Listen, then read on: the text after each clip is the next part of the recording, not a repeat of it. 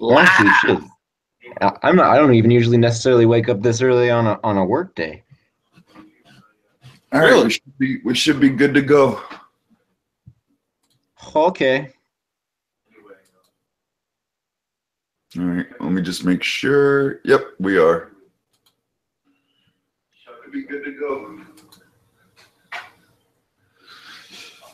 All right, so I don't know if we just want to wait for some people to get. Actually, we could just go ahead because then they can watch it later.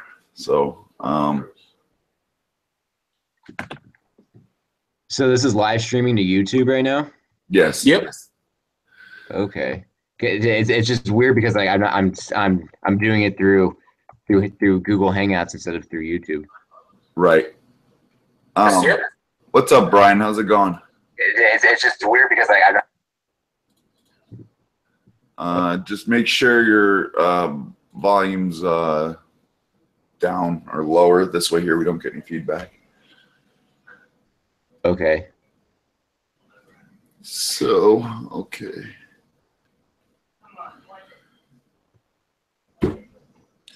What's going on, everybody?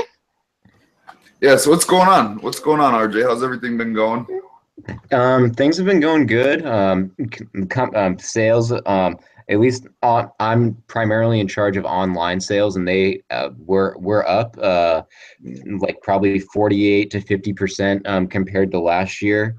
Things are definitely going well in the online space, but we're definitely trying to branch out more to dealers and distributors because that seems to be our bread and butter in terms of revenue. But online sales and outreach has actually been going pretty well, and with a huge thanks to you and Garnett for that, actually.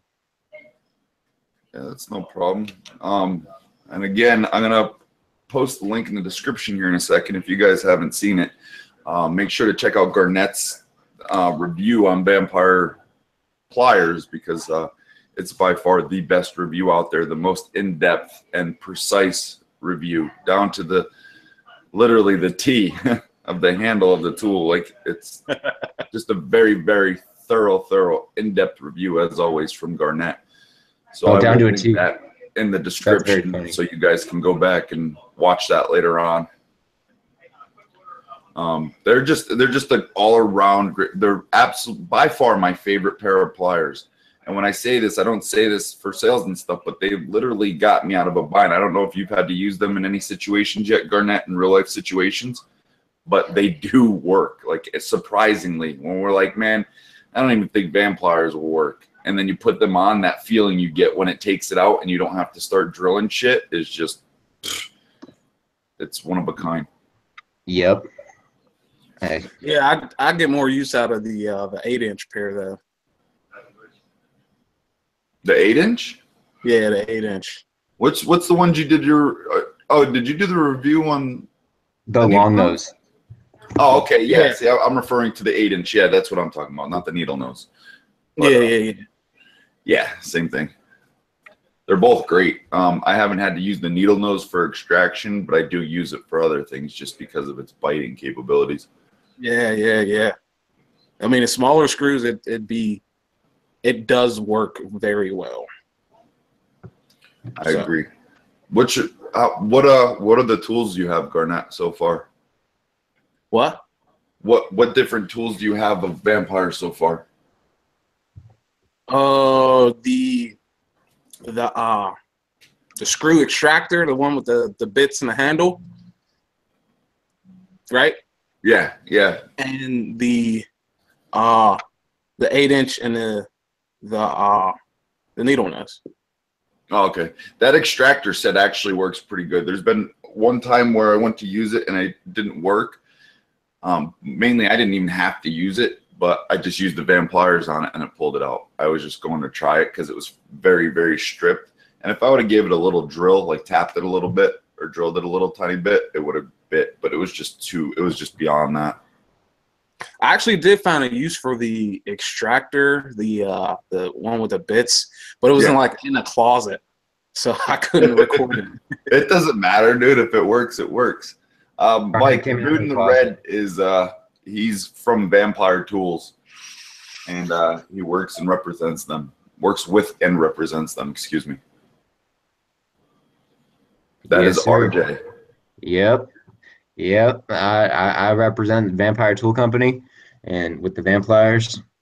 And I mean, they work. That's what sold me on like they didn't even really have to pitch it to me. They just put the tool in my hand and said, look, this is what we sell. I had no intention of going into this. I wasn't a marketing major. I was a finance major, and they put these tools in my hand, and I was like, holy shit! Like I saw the jaws, I saw the potential of what they could do, and I love them, and so that's why I continue to work for them, is because they actually manufacture a product that really works.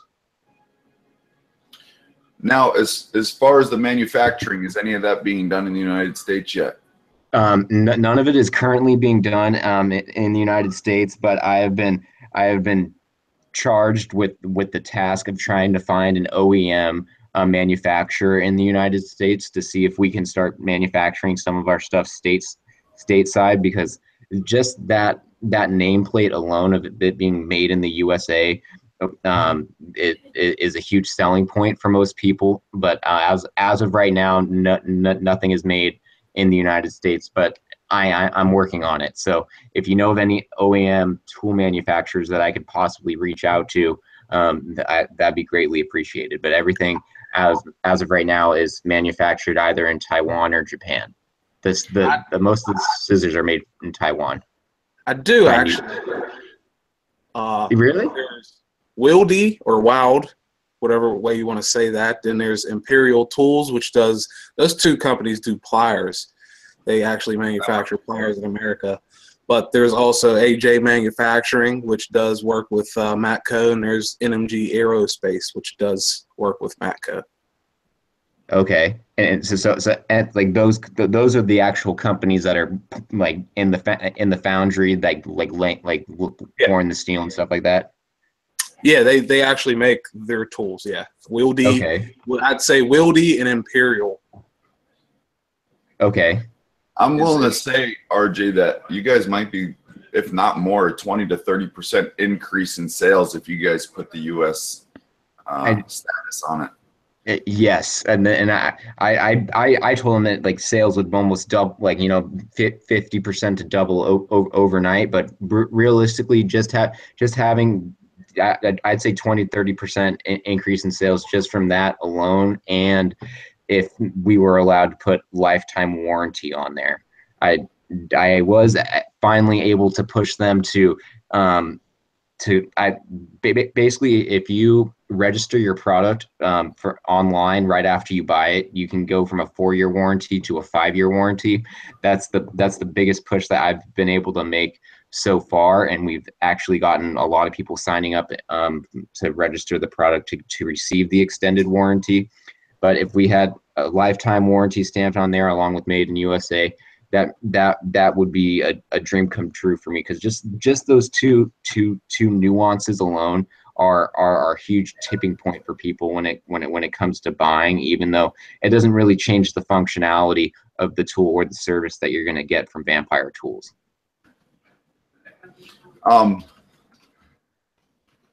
was I going to say? Yeah, I think another thing, like I said, the lifetime warranty, like I told you, if you got lifetime warranty in the USA stamp, you guys would kill it, dude. I've been working on it.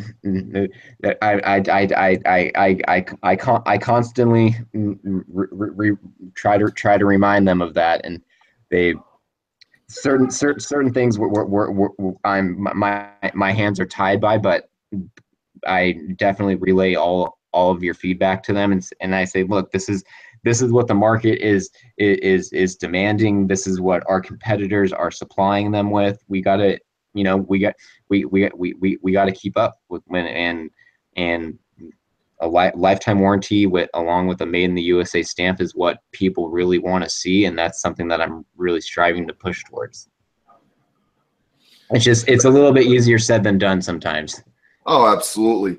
I don't know, like maybe you and Garnett can situate the confusion for me, but why would it be what would be in the way of making the product lifetime warranty? Is it just the supply, or ironically, from what I've been told, an engineer doesn't offer a warranty, and we do, and that is what's limiting our ability to offer a lifetime warranty. Oh, okay. Yeah.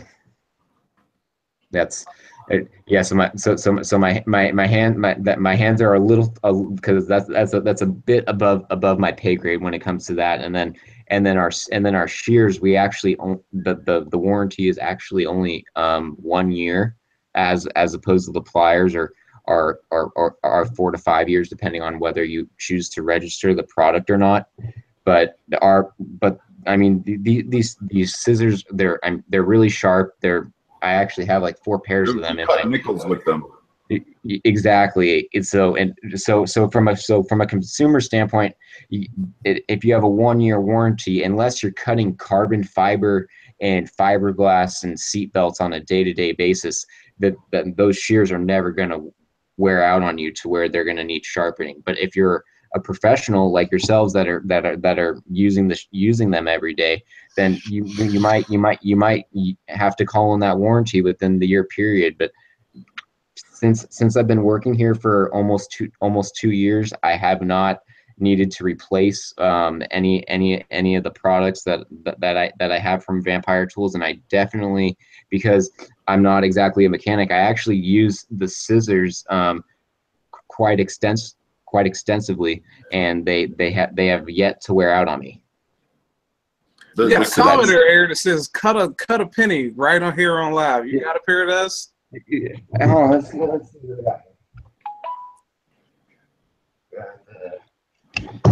got. The 6-inch.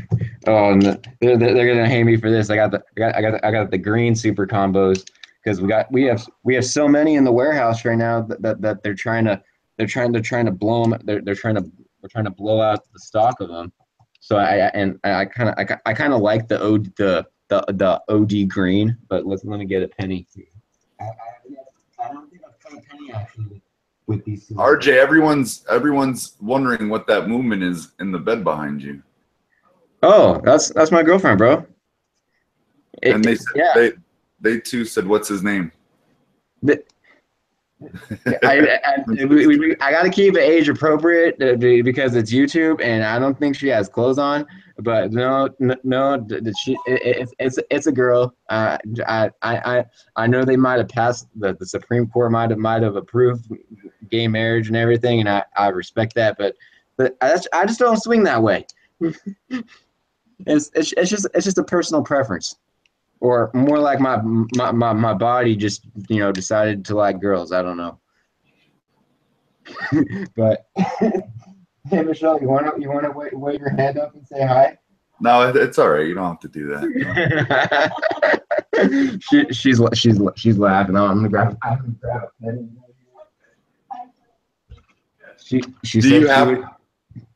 Okay, I got my little I roll all my change. And I recycle all the bottles and cans in our building, so that's why I have this change sorting machine. All right, let's see if I'm strong enough to cut a penny with this. All right. Oh, Jay Young is here and he says hi. Hi, Jay Young. This is very embarrassing. Yeah, squeeze it. I got a piece of it. What are you squeezing out with your purse? It's like 9 o'clock in the morning over here. Oh, whoa. Oh shit! It broke. The scissors or the penny? The penny. Look how excited he is. He cut the penny. Oh fuck, dude, that was awesome. What the hell? Those scissors really are no joke. They're a great pair of scissors. Oh my god, I was just weak. I can't believe that actually. But now I feel like I gotta cut another one because no one's gonna believe me. Yeah, you have to let your girlfriend cut it. Oh, there's a shrapnel evidence that this shit can cut through a penny. He's out of control. And they're not the $150 Cutco scissors either. I mean, because I sold Cutco knives in college for a while, and one of their sales pitches for their scissors was it can cut through a penny, and it's like, yeah, the things are like, the blade is like this long, but this is like a lot shorter, and it still has the same, and it's not $150. So that's the only thing that I like about Cutco though is they do have a lifetime warranty, and I do own like a full set of Cutco knives, because if literally if the knives ever dull out on you, you just mail them back to the factory. They'll put on new blades or sharpen them, and they'll mail them back. All you have to pay for is the shipping and handling, just the cost of the shipping. And that's something that I really want to offer our customers, because that's a huge that's like a huge tipping point when people are looking at purchasing a product. If they know, like probably only 1% of our customers would even utilize like the lifetime warranty, but the fact that it's on there, it means a lot to people. And now, Garnett, because you can explain it best and that this is what you do you want to tell them what the new product is coming out? I think I'd be best coming from RJ, right? I know this is going to be. Do you have all the specs and everything on it, or? I actually do not, because I was out sick for a couple weeks, and Garnett texted me saying, "Is this your new product?"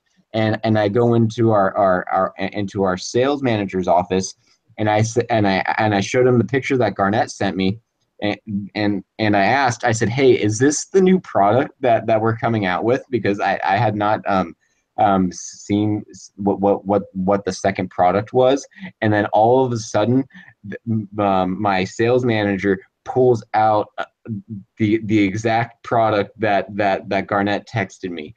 So yes, we are coming out with a vice grips locking type Vamplier. I'm stoked for that. That should be coming. That should be available to the public at the beginning part of next year, along with basically I think Garnett put it perfectly. It's basically a lineman's type plier, but it's in like a 6-inch style form factor, and it's made of black steel, and the logo on the handle is black, and it doesn't wear out the way that our white logo currently does. And honestly, it's a really sexy looking tool, because it's black and red, which is what our colors are. And it looks really awesome, and I'm really excited for that one to come out. Yeah, so you guys got 2 new products. One, a locking plier with the Vamplier style teeth, and the other will be a miniature version of your 8-inch. Yes, with still the wider. It's got the wider teeth pattern. A little wider than the needle nose, but still wide enough to grip the majority of the screw sizes out there. So yes, pretty good. And it's made to a harder Rockwell standard, the same HRC 60 ±2, which is the same as the 8-inch and the long nose. And that is because I'm a numbers type person. That actually really attracted me, because I knew by that Rockwell standard, we're not going to get a lot of warranty claims where people are saying, "Oh, these jaws have stripped out on me because they're using it on a surface that's harder than what they're designed for." These jaws will hold up like the same way that the long nose and the lineman's pliers do, because it's made of a harder steel. Nice. Now, are those going to replace the smaller ones in your lineup? I would like to see that, and that's something that I'm going to bring up and discuss with the team, because I haven't. That's a topic that I haven't exactly broached with them yet, but it's something that I would like to see happen, because we do get we don't get a lot of returns, but I feel that the steel, if it was made to a hard to a if it was just harder, we have more people would buy into it, because at the end of the day, this is steel grinding against steel. Ultimately, over time, it's going to want something's going to give, and it is going to strip out on you eventually over time. But if it's made of a harder steel, it's gonna last you a little bit longer. It's kind of like a grinder. It's if you're grinding on things all the time, or squeezing on screws all the time, eventually, yes, it is going to strip out on you. But I mean, that's just the nature of the beast, so to speak. This is where that warranty would come into play. Yep, that absolutely. And if and I try to tout that as much as possible. Just give us a call, or send us an email, and basically what happens is you send an email to support, it gets forwarded to my inbox, and then I tell my warehouse manager, yo, you need to send another pair of whatever product this person needs to this address, and that's what we do. I just did that last week, and that's and like what I might do is I'll ask them to send me, can you just send me a picture of what happened, just so we have some sort of evidence that that the product has been defected, or did not meet the expectations of the buyer, and they send me a picture, and I can immediately find out what the problem is, and I'll just send them a new one. So they don't have to, excuse me, they don't have to send you the broken tool to get the warranty? That's something that we're starting to we're starting to figure that out, and because we haven't had too many warranty claims. We've only had a couple since I've started working here, but since we're implementing this rollout of you being able to register your product and go from a 4-year to 5-year warranty, I've noticed a slight uptick in warranty claims, but mostly just one in the last week. And I was trying to think to myself, how can I cost effectively, for both the customer and for us, evaluate his warranty claim? Because if he has to mail the pliers back, that's typically what we would like, but I have to be practical at the same time. So if they just send me some photos with their iPhone or smartphone, especially because these cameras are so good nowadays, the level of detail just from their smartphone camera is enough for me to evaluate whether the product has been misused or abused, as opposed to normal wear and tear, so to speak. So you're the guy that processes warranty claims, just you? Pretty much, because not a lot of other people really want to accept that fact, or kind of understand how it works, and no one from the company, I think, wants to be just giving out free tools to customers. But at the same time, that is a huge that's a huge anchor in terms of why people respect and buy into a brand, is they want the the peace of mind of warranty, and the peace of mind that knowing that a company will honor the warranty. I mean, I use these Bose $100 in-ear headphones. They offer a 12-month warranty, and I just got these replaced for like the 5th time this past week, and basically I get them replaced every 11 months or so. So I have a new pair of headphones. But the point that I'm trying to get to is that this company Bose is very good about honoring the warranty, and I sincerely revere their company and I respect that, and that's part of the reason why I buy their products, is I know if I ever have a problem, they will honor the warranty. And building trust with your customers is probably one of the most important things, and I think we can do that by offering a good warranty. I think I've answered enough. on that We got subject. a viewer question here. Does Mr. David Farrell wants to know if your website will deliver to Ireland? Yes, we deliver worldwide. Okay, so there's your answer.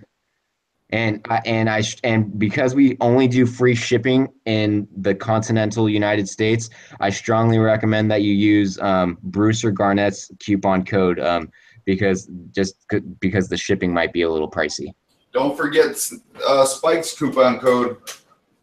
Yep. That'd be would that be Bruce 15 for Bruce's, Spike 15 for Spike's, and Garnett 15 for mine. And no, you cannot use all three at the same time and get 45% off. I made that mistake once. But no, a coupon cannot be combined with another coupon. But still, 15% off, ship directly to you. It will literally be shipped out tomorrow and be packaged by myself or my warehouse manager, Roberto. So you'll definitely get it ASAP. Yeah, they come fairly quickly. Because I mean, realistically, I'm just thinking we only have a 5 or 7 man team. So when people place their order, it's literally me and another guy and scrambling them to get their order out that exact same day. And most of our orders are actually processed over Amazon, even though you get a better price if you use your coupon code ordering directly from our website. But either way, if you order from us, we make sure that it is in the post office box by 5 or 7 p.m. that night, which is the last pickup time of the evening. So it gets shipped out that same day that you order, usually, if it's a business. We just got a question, RJ. Do stickers come in the orders? They do not, and unless they ask for them. Somebody placed an order on our website this week and asked if I could throw in some stickers, and I included some stickers, but I'm not just throwing in stickers with every single order. But if that's something that people are interested in, and that's I could definitely do that, because it's a lot cheaper to order like 1,000 stickers or 10,000 stickers as opposed to just 100. And RJ, you gotta remember, every time you throw a sticker in that package, someone hangs that sticker up. That's free promotion. Yes, you know what I mean. Keep that in mind for that 10-cent sticker. You know, or however much it is, because your guys' stickers are printed paper. You know, like. Yeah, they're decent, they're nice, but that's free promotion. Hey, I got something for Junkie here, or Jay Young here, because he says that Snap-on rebrands Irwin and they warranty them for a lifetime, and that's funny because actually this would be jab at Joel too, because the Stanley Black & Decker, which owns Mac Tools, bought Irwin, and that closed as of 2 months ago. So they officially own Irwin. So how does it feel to those two guys from their most hated brand to own something Snap-on sells? Oh man, that's true. Well, especially they probably didn't know, because I mean that's such a complicated situation. I bet they had no idea at the time. Oh, listen, here's a good point, RJ. Franklin Tech just said, will you throw in stickers if the promo codes are used? If you see that like one of Garnett's, mine, or Spike's promo codes are used, that would be a good idea to throw a sticker in. Yes, I can do that. So with that being said, then all the orders that are placed on our website that use the coupon code, I'll make sure to throw in to include stickers, and I actually need to have some more made. So I'll probably send a PO to this one guy tomorrow, just so I can have some made up, because all I have left right now is the Vamplier's World's Best Pliers patented sticker, but I think people like the simplistic Vampire Tools sticker a lot better. You need to make it black. Reverse the colors, because a lot of times people's hands are dirty when they're putting their toolboxes or their stickers on their toolboxes, and it gets dirty when you're putting it on. I mean, I know it's a toolbox, but like my stickers are on the back where they can't get dirty, so when you open it, it's like nice and presentable.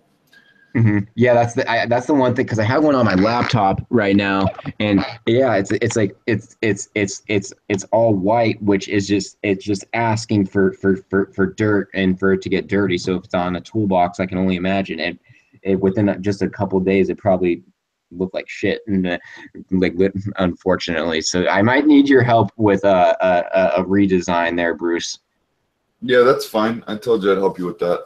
We'll do something cool. Jay Young still doesn't get it. Here, look, Jay Young. Yeah, just break it down baby food style for me, because this is funny.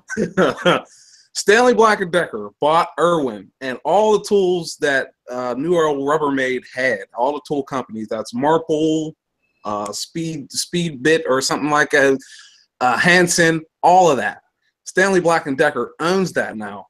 So since Snap-on sells stuff on their truck, and those two guys, Joel and Junkie, hate Mac tools, how does it feel to them that a brand they hate is literally sold on their favorite truck?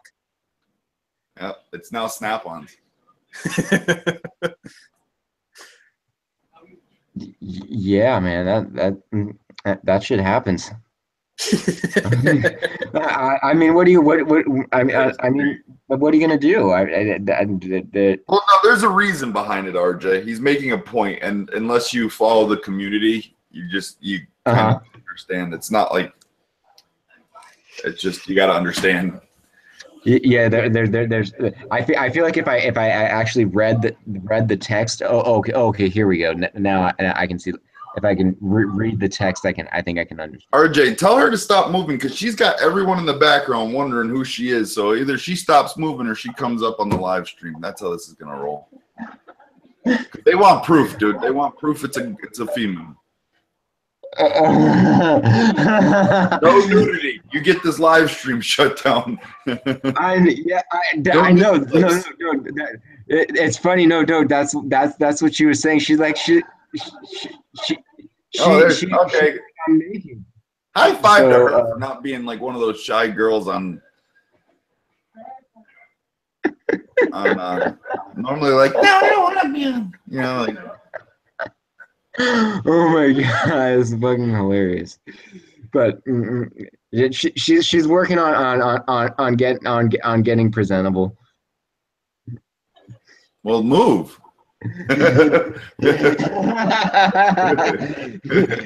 Jay Young's like, it's a dude with long hair. Show us her Adam's apple. Is she free? Oh my god. Oh my god. Show us her apple. Anyways, let's get back on track here. She's like, I can't find my clothes. I guess I was that good last night. I don't know. I don't know. RJ, professional. Oh, sorry. I forgot I'm talking to you guys, not my dad. Oh man, you're representing Vamplier Tools right now. Well, it's American, and I'm 26 years old. I'm sorry if I'm a human being. Savage. Oh man, I hope my boss doesn't see this, otherwise. That's what I'm saying. RJ, stop. It was just supposed to be a joke. All right. Bosses don't watch half an hour into a live stream. Yeah. What he'll probably do is, like, our media company that works for us will probably like scan through it. And like David said, at least the rep is down to earth and not some corporate shithead. They'll probably approach me and be like, RJ, like, what the fuck were you doing in that live stream? Because if your boss sees that, like, you're in deep shit. I'm be like, it just kind of sort of happened. I'd be like, bro, it's YouTube. That's what the community wants. Yeah, it's not your tube. It's my tube. Leave me alone. No budget. I did not order her from Backpage. I don't make enough money to afford those types of people. RJ. So are there any new up and coming things coming out besides what was those two new tools are because I remember you said there's like 100 new tools. We are in the process of starting another company in tandem with Vampire Tools called Hashi Precision Tools, where we're basically going to be a giant reseller of engineers just regular tools that they haven't private labeled. Okay. Yeah, I know. Yeah, it's kind of an interesting move that they're making, but we're basically going to be operating two companies in tandem, and then the tools that we like the most, we're gonna put in the Vampire Tool brand, and then all of the others we're going to sell under a subsidiary known as Hashi Precision Tools. Okay. And yeah, we just got our first pallet of inventory for that this week. I had to drive a forklift for the first time, so I would hate to see the security camera footage of whoever has to watch me driving a forklift. He popped right up out of seat. I might have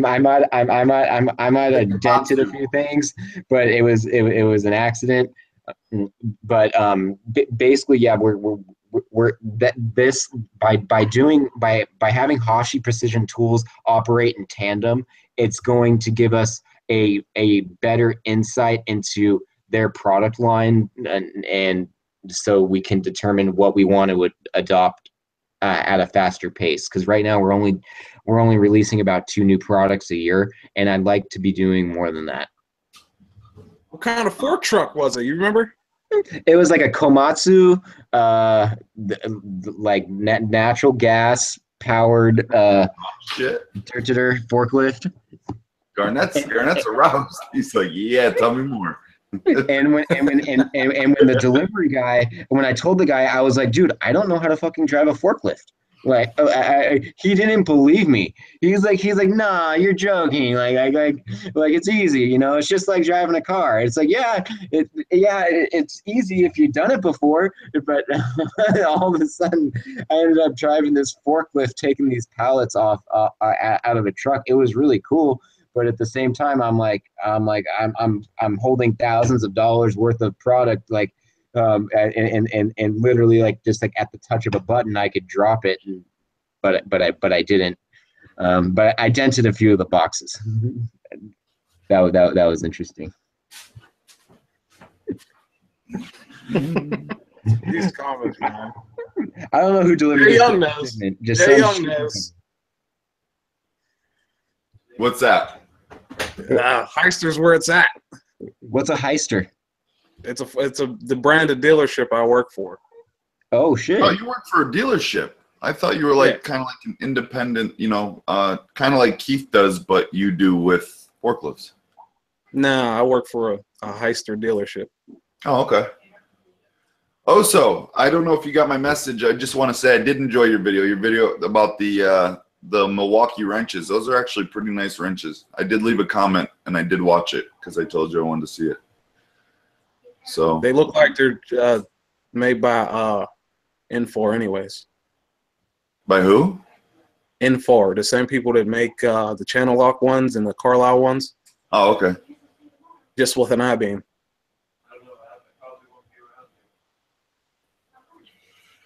Yeah, I'm excited for those vice grips. I said that from day one. The first time I ever had to use them, I said to myself, boy, if these were vice grips, this would be a tool killer. It really would. When I started working there, what I said was, where's your needle nose? And they didn't have any needle nose. And so they came out with those last year, and now they're finally listening to everyone, and they came out with the vice grips this year. Oh dang, I just cut a bunch of leg hair off my legs with these Vampire tools. Yeah, those things are sharp. Dude, holy crap. I didn't realize how much hair I had on my legs. You're becoming a man, RJ. I know. These things are fucking sharp. Like, I, Jesus, might have like a soul patch now. I cut off so much with this. Yeah, Mr. Mike, YouTube, the channel lock wrenches is what I'm talking about. The channel lock wrenches are made in Taiwan. I don't think Mr. Mike is here anymore. You just deleted. Just got banned. What? Why do you get banned for typing too much or saying something you shouldn't have? I don't know. It seems to be everyone bans him.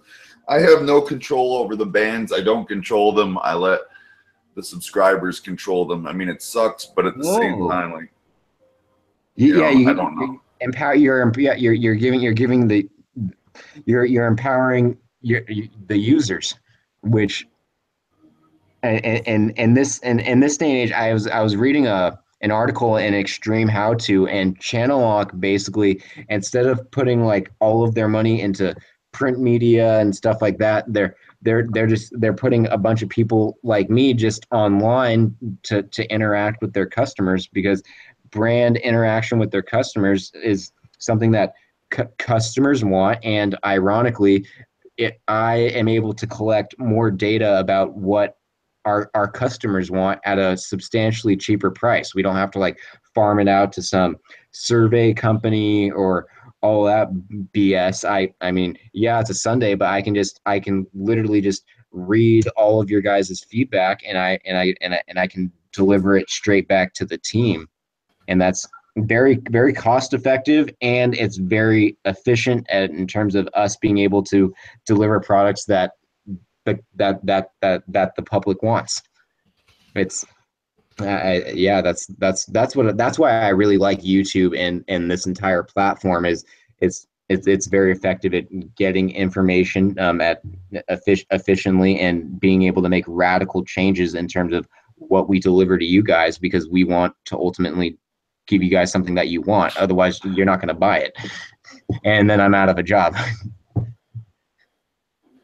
So that's basically my sole focus right now. Is I do read all of your feedback, and I actually put it into a spreadsheet, and I prioritize, what are you guys using it for, where are you guys using it, and that enables us to concentrate our sales focus or product focus into your needs, because eventually my boss is not going to be here anymore, and it's going to be me and my coworkers like running this company. And then it's like, what is going to happen? We need to deliver products that you guys want and need. Someone had an interesting question. Have anyone ever used Vamplier shears as kitchen scissors? Are they these are stainless at all? Do you know? Yes, these are made of stainless steel. I've literally just been cutting my leg hair with these like the last like 5 minutes, and these are just we make I want to say a 6-inch and an 8-inch. Like the 8-inch is like a full size pair of Fisker scissors. These are the ones that like for fine work, but they will still cut. They will both the 6-inch and the 8-inch will still cut through the same level of material. It's just you're only going to be able to cut through this much on these scissors, as opposed to your clearance on the 8-inch is going. Your cut is just going to be a little bit longer, but both scissors can cut through the same same material. They can both cut through Kevlar. And all of these different custom fiber materials that I can't quite pronounce correctly that have a trademark on them. But they are fucking sharp, and they can cut. I mean, they can cut through Kevlar, seatbelts, carbon fiber, fiberglass, and not dole out on you after like 5 or 10 cuts the way regular. I'll tell you what made me realize, like when you do the action for scissors, I don't know the correct word for it, but when you open and close scissors, you can feel when a pair of scissors is good, because how it connects how the top shear interacts with the bottom shear as it's opening and closing. Yeah, like when it closes, when you open and close it, you can feel the resistance from the shears. When which shows how tight like that they're tightly compressed together. Exactly. And when with the bigger pair as well, those small ones are great for like strings and stuff like that. Like they just slice like butter. But those big ones, they're so tight. And when you cut a piece of paper, it's the straightest. I mean, I know it's scissors, but I'm literally telling you, it's the straightest, most perfect cut you'll see. Like there's no, it's so sharp, it doesn't crimple the paper, it doesn't do anything. It literally, all it does is it cuts, and it cuts perfectly right through anything I've had to try and cut. They're amazing. All the products so far are great. I think the least liked one would be that extractor set, but I think it's because people need to understand and learn how to use it before they completely judge it. Yeah. I think that product specifically is like not like a automotive type of thing per se. Right. I think I'm inclined to agree with that because it doesn't have the build for automotive. It's made out of like plastic. It's a hollow plastic where it wouldn't stand up to everyday use if you had to use it. It just doesn't feel like an automotive tool as well.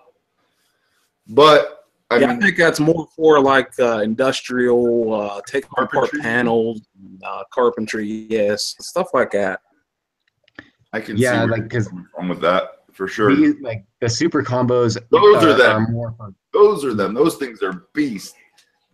Yeah, these are like an auto tech's like best friend because they can cut through gasket hoses and I mean I just cut through a penny like 3 or 4 times since we've been talking just for fun, and then I use those to cut the radiator hose. Okay, yeah, gasket hoses, radiator hoses. That literally when I put it on, when I'm doing like the keyword or search terms on Amazon, I literally put in that these things are great for, these super combos are great for cutting gasket and radiator hoses, because I feel ignorant not knowing exactly how thick a radiator hose is, but I can imagine that it's a pretty thick material that if you use regular scissors, you'd probably only get a handful of clean cuts before it started crapping out on you, as opposed to these because they're so tight along with the serrations. I mean, they cut beautifully. Budget Tools asks, how much did you pay for Real Tool Reviews to do the review? And I am not allowed to pay. I'm not allowed to pay anyone for reviews. But go ahead. It literally getting a review from Real Tool Reviews was. It was like a pipe dream. But just like with Garnett and Bruce, I just simply sent him just an honest, candid message saying, hey, we manufacture these pliers. I'd love to send you a set for your possible review if it aligns with your channel and you like them. And he just responded and said, yeah, I'll check them out, mail them to this address, and if I like them, I'll do a review on them. And so all I did was just mail him the product along with the thank you letter, and he reviewed them. But I did not. Vampire Tools is every YouTube review that I have been responsible for getting, I have not given them any money. I have not paid for any reviews, and that was I don't pay for. I'm not allowed to pay for reviews. I'm not even given a budget to pay for reviews. I was told. Made a very good point. I'm sorry, because someone asked something I didn't want to forget, so I'm sorry for cutting off. But AV made a very good point. Even though, all right, technically we YouTubers reviewing products are doing this wrong, because technically when we review a product and that product is given to us, we are supposed to put in the options that this is paid content or it is not paid content. But I'm kind of confused on that. Okay, why? Because disclosing that you received a product for free is, if you read the FCC, okay, or the FTC definition of that, it is paying, and you have to say that you do that. But does that then translate to YouTube? You see what I'm saying? You know, Linus Tech Tips actually, I watched like 8 hours of his videos yesterday, and they actually, in the United States, you cannot do non-disclosed, I believe, paid reviews. Like they're in the United States, which is good apart from other countries. They actually do have laws set in place, and when it comes to paid reviewed content, I don't know the specifics of that, but there are legal implications, I believe, if you do a paid review on YouTube and do not disclose it. I understand that part, but what I'm saying is, once you receive something for free, not money, a product, right? You say so in the video, you have then fulfilled your obligation, your legal obligation. Yes, you have, because you disclosed it. I mean, it might be very subtle, so but then do you also have to say that you were paid on YouTube? Do you have to literally check that box? That doesn't make sense, because paid by YouTube, are you saying? Because the YouTube, it says this is paid content, which it's not paid content. You know what I'm saying? No, you're right. But if you disclose in the actual video that you received this for free, you fulfilled your legal obligation at that point. Yeah, it makes sense. It makes sense. Yeah, because I think it's already automatically implied, or you agreed to it in the EULA or terms of service agreement, that these content creators like yourselves, I mean, you're not being like paid directly, but you're being compensated through AdSense and all of that jazz. That all of that information has to be disclosed somewhere. It's just you're getting paid that AdSense for a totally different reason. You're getting paid that for your content. Now, my Vamplier content is different. That we separate that right from AdSense right off the door, because that's AdSense is for YouTube, and then whatever your pliers are for my review that happen to be for YouTube. So it's I get what Garnett's saying. Like, it's kind of like a chain of events kind of thing, maybe, unless I have it all wrong. But yeah, because I watched that. Did you see that the AVE thing? Yeah, that's what I was referring to. That's what I said. He literally went on there and flagged this dude's video when he said in the video that he got him for free. Like, you disclose that. That's the point of the law. Right. To disclose it to the end viewer. The point of the law is not to physically tell YouTube that you got paid for this. Right. I mean, in every one of mine, and so far that I've seen of yours, whenever we get a product, we say this was sent to us courtesy or by, Vampire Tools, or by, I don't know, adamandeve.com, whoever might have sent us whatever.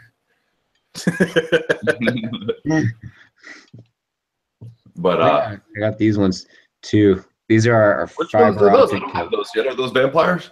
Yeah, these are our fiber optic Kevlar shears. They're those are good gardening tools. They kind of are, but they're actually really great for if you're like cutting fine thread, or like for our tool pouches when we're doing QC for our tool pouches. We actually use these to cut off the excess pieces of thread. We don't have thread in our business though.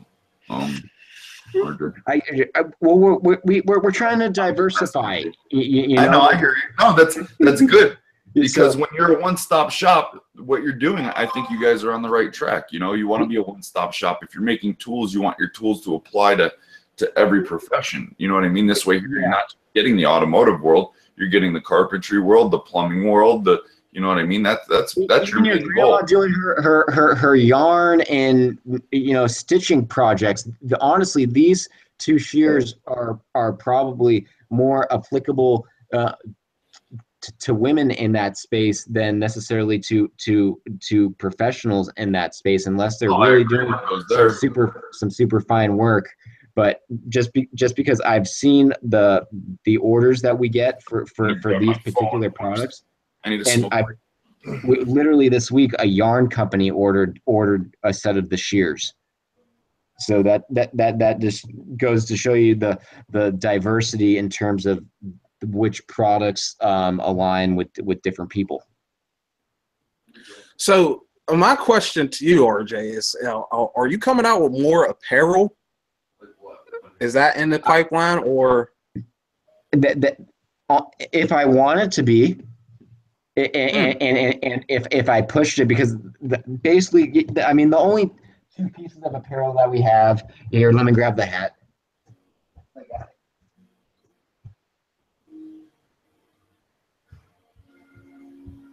So Robert, these are we have the hat. Robert, the vice grip pliers are not out yet. They'll be available beginning of next year, where the gripping style, the locking style Vampliers will be out.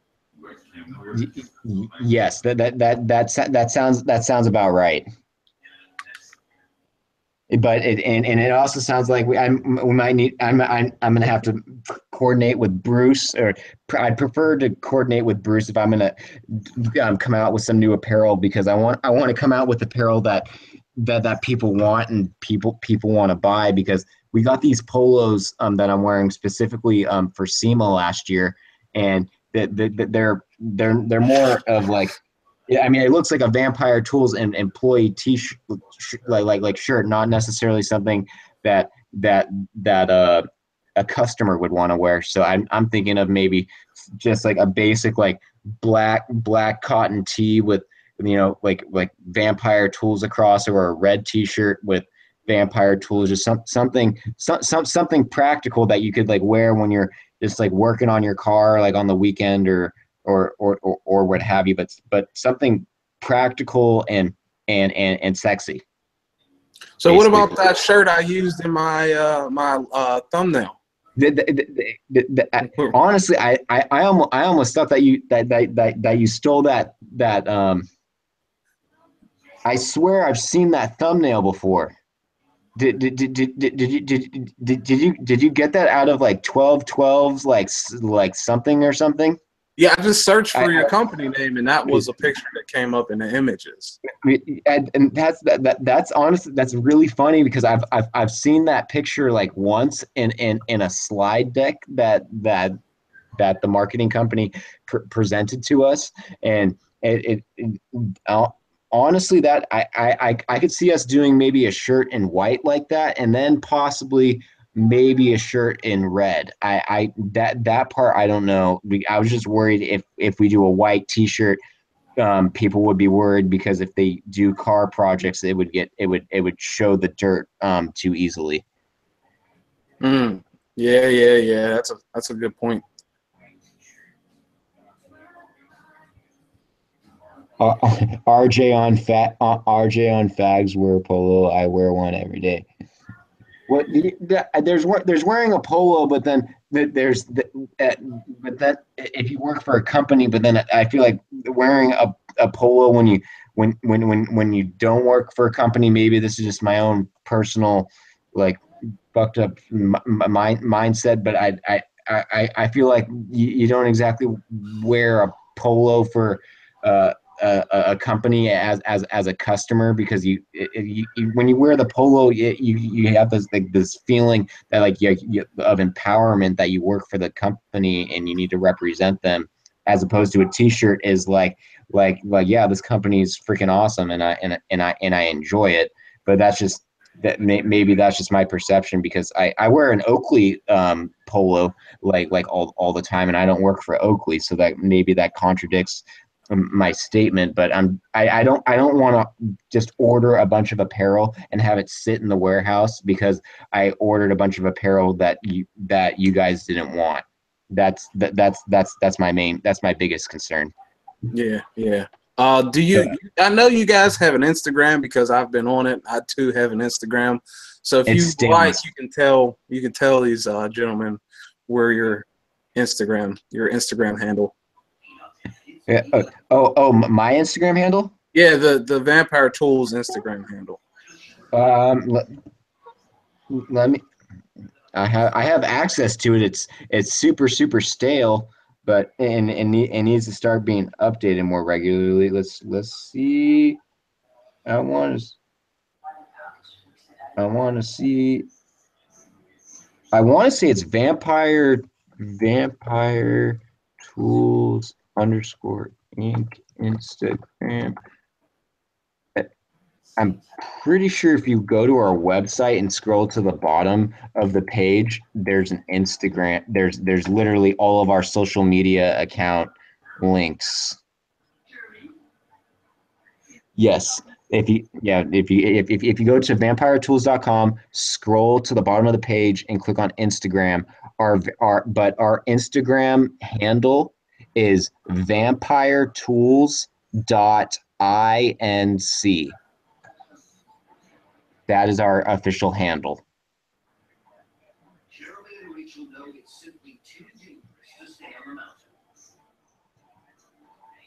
You got a new post. Yeah, with my coworker Adam, he met with the Jay Leno, the big dog himself. So that's not you. No, that's not me with Jay Leno. That's Adam. He's actually, because I work in marketing. I don't actually work in sales, and so Adam is one of our sales associates who works directly under our sales manager, and he has done an excellent job at developing a relationship with the mechanics at Jay Leno's garage, and they have been nothing but supportive.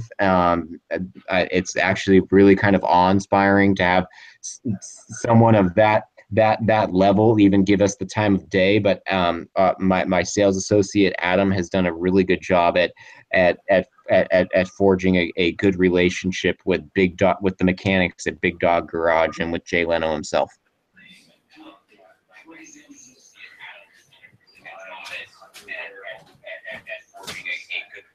Yeah, Instagram is a super great way to connect with users. So I mean, I see you got 73 posts on here.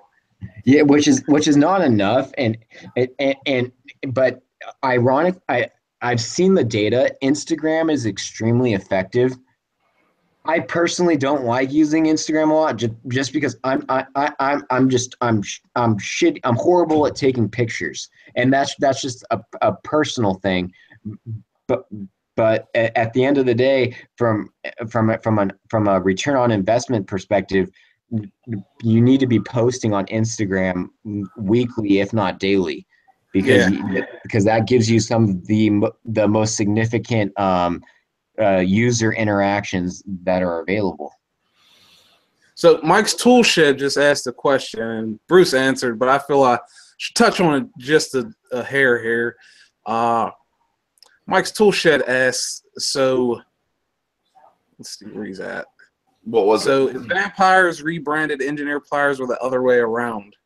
And Bruce actually replied, but the way it works is engineer makes this product in Japan, and they don't sell it to America. Really, they're essentially, they have a deal with Vampire Tools that Vampire Tools is the American retailer for their product. So the engineer doesn't offer a warranty. They don't have USA stock of their pliers, and that's pretty much it. You go to Vampire Tools. You can even use one of our discounts, and you get a warranty. Engineer doesn't do that. So yes, they do not offer a warranty.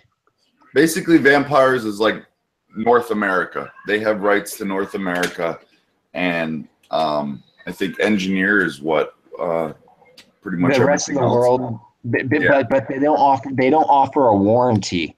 Like none whatsoever. Yeah, and at the end of the day, you know where my office is, you know where I work. So if I don't honor your warranty, you can just fucking come in there and kick my ass. So I'm gonna honor your warranty. I'm not in some obscure place like halfway around the world. I'm in a publicly disclosed location. So I have every incentive to honor and respect your warranty claims and all that stuff. Again, guys, if you want like in-depth information, I'm gonna see if I can't do it now. Just check out Garnett's reviews on his channel. The link to his channel, I'm gonna try and put the link to his channel in there now and to that video, and that tells you everything you need to know. He's done a couple videos on vampire tools, and again, they're very in-depth, very informative, and pretty much answer any questions that you probably have. And also, I did the math when it comes to the engineer pliers, which the engineer pliers cost $28. Then you have to wait 2 weeks to get them shipped from Japan, when you can just use one of our coupon codes, get your 15% off, and you end up spending like $8 more for a warranty and USA stock, which you'll get your pliers in like 3 days. Yeah, like 3 days. Yeah. Very, very good point. Yeah, for that $8 more. So essentially, you're paying $8 for quicker shipping and a warranty, which is pretty damn good in my eyes. And I can usually when we have sales, we don't try to discount the price. And the reason why we don't discount the price is because most of our traffic, online traffic, goes through Amazon. So that 15% discount that we're passing on to your viewers today through our website, it usually goes into advertising and Amazon related fees. So we literally don't have any wiggle room to discount the product on Amazon.com as much as we are able to if you order directly from us, because if you order directly from us, I can give you 15% off because we're not paying all of these other middlemen like Amazon and all this other bullshit. So it's actually better for you guys, and you guys get a better price, and it's better for us because the money's funneling directly to our company as opposed to through Amazon, which takes a cut, which is why we can't really offer a discount on Amazon. It's unfortunate, but I've crunched all the numbers, and it's just it's the nature of the beast, and that's the price you pay to do business with Amazon. And I'm grateful for the business that they've given us. But if you order directly from our website using Garnett, Spike, or Bruce's coupon codes, you'll ultimately get a better price and a better value. So that's my spiel on going to Amazon versus having to spend a couple minutes to create an account on our website to buy from us, but you will get a better price. Makes sense. Yep. So yeah, that's my spiel, because my boss crunched me the numbers and said you can do 15% off if you can funnel them directly to our website, because that's basically how much we're losing when it comes to advertising and Amazon FBA fees. So only tout your coupon codes that are going to direct traffic directly to your website through YouTube, but don't. Like, we're not, like, for Black Friday, we're probably not going to discount the product on Amazon, but we're probably going to be sending out a shitload of email blasts saying, maybe 15% off if you order directly from our website. And that's what we're trying to, increase traffic of organic people just going directly to our website. Okay, that's all updated, fellas. The Garnett's link to that video is in the description now, and I definitely encourage you guys to watch it if you were interested in knowing more about vampire tools and how they perform. It's definitely the best review out there, and you pretty much answers any questions you may have about them. So you guys are free to check that out, or check it out later, or come back to it, whatever you want to do. All right, where are we here?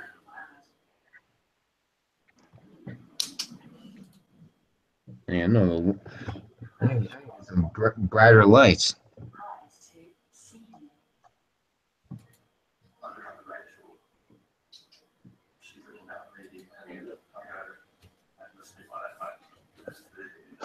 All right. Bruce has got the potato cam today. Yeah, this This is my webcam. I apologize. I was looking at Garnett's, and I said earlier, I was like, wow, I said, you got a nice clear webcam. And mine's blurry. So it's just do yourself a favor. This is something I do regularly with anything that has a camera, even my phone. Wipe the lens off. You know what? That might be a good idea. Hang on. Oh, yeah. Do you use some like rubbing alcohol or something? No, I just use. They have this solution for cleaning camera lenses. That's what I use usually. Yeah, man, you need lube for wiping down any surface. Use brake cleaner. Use brake cleaner. I feel like that's something my dad would say. I haven't wiped this off. It might be dust. I mean, it's just this isn't going to be the problem, but it's still blurry. But it's just a shitty webcam. I needed one in a buy, and I ordered one. I said it was better. It said 1080, but this is the furthest thing from 1080 I've ever seen. Gotta get Logitech, bro. Yeah, which one do you have? I don't know. C130, something like that. That's an airplane. Yeah, even I knew that. You'll make me work for this. Yeah. I'm looking it up now. I put C-130 in like an idiot, and of course airplanes come up. I should know. I took them all the way to Afghanistan. Oh man, Logitech something. Oh, it might be C310. See what? Z130. Yeah, there you go. I was close.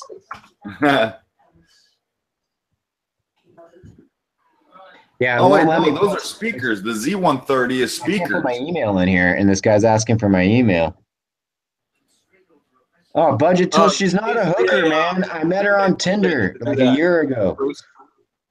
Oh, here it is. It's the C310. That's a nice camera. Oh, I thought that was never mind. $34.99.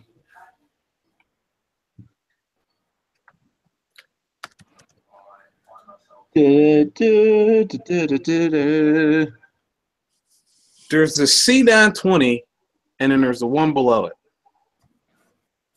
Do you guys have any more questions for RJ? No, it's the 615. How do you get the 615 from C130? Let me see here. Yep. You said 615? Yep, C615. Oh, they sell it at Best Buy. So. Let's see. Oh wow, $24.99.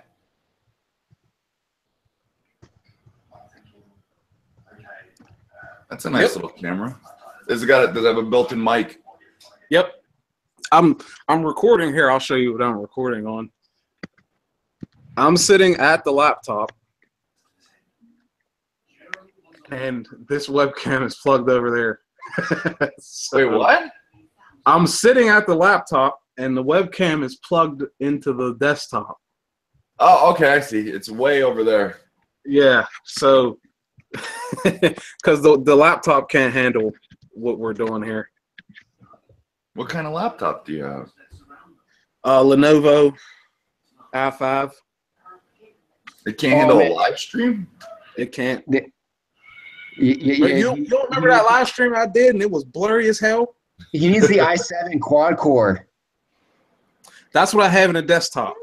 Oh, I have okay. the 2770K, and it's overclocked. It's the Extreme Edition. Yep. Oh, okay, and then you run in an SSD in there? Oh, yeah, Samsung SSD. Yeah, like an Evo or Pro? Evo Pro. Or he said like an Evo or a Pro. He said Evo Pro. No, Evo or Pro. And no, I think it it's really the matters. Evo. I think it's the Evo. Yeah, I'm running a 500 gig SSD Evo in here. I upgraded to 16 gigs of RAM. I build my own PCs, so that's why I watch Linus Tech Tips all the time, because because I need that performance. I mean, I got 27 tabs open. I'm streaming, and it's like not even for gaming, but I need that processing power, that RAM, and then that solid state drive to get me through my bottleneck. Yeah, but I built this myself as well, and I have a Noctua air cooler on top of the processor. Then I have a NVIDIA GTX 770 graphics card. Oh, and, nice. I think 4 hard drives in there. So one of them is 3 terabytes. The other 3 are smaller. And my SSD is only for boot and operating system. Yep. I mean, yeah. From that would make sense. The whole purpose is basically just for the boot drive. Yep. So it's like what's above the 60 and 128? That's what I have in there. Okay. Yeah. I just because I only have one hard drive in here, and I'm not, and we keep a lot of this stuff in the Adobe Creative Cloud or Dropbox or our personal NAS at work. I only have a 500 gig on here, but I have this little Dell. It's this tiny little. It's like we're talking about real shit over here. I know, but listen, it's got a micro ATX board in it, so my options are limited. The power supply is small. There's only one upgrade for the power supply, and I'm like 30 watts shy to being able to supply the new graphics card I put in it. So my graphics card. Oh yeah, your graphics card you'll blow out your power supply if your power supply isn't high enough. But I mean, any 650 watts to 850 watts is the maximum wattage you're gonna need, even if you're running like. No, this is 400. Well, actually, it's like 380 watts. Okay, you need at least. Man, you need something way better than that. But I have 16 gigs of Renegade RAM in it. How about that? What?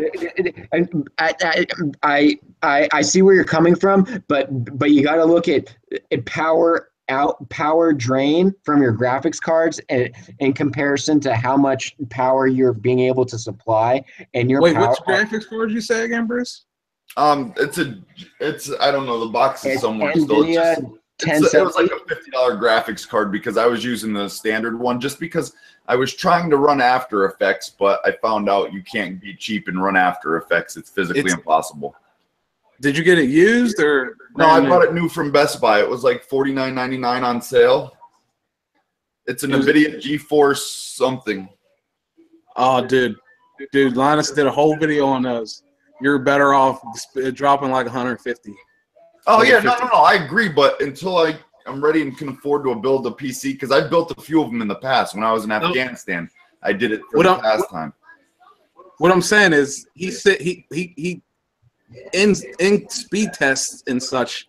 He broke it down that a $50 graphics card is not going to get you any better than your onboard graphics. Oh, okay, I see what you're saying.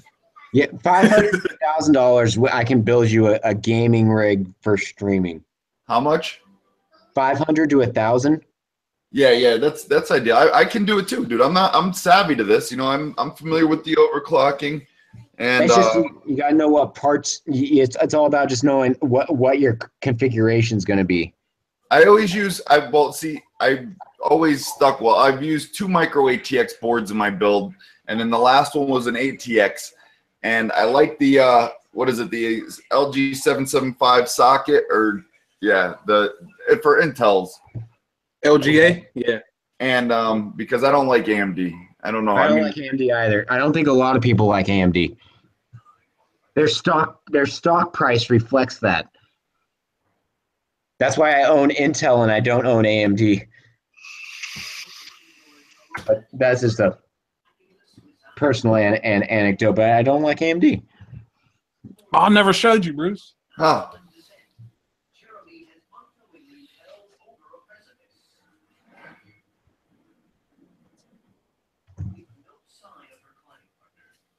And I was reading somewhere, I want to putting a dual core processor in it because I was reading that dual cores are better for overclocking than quad core.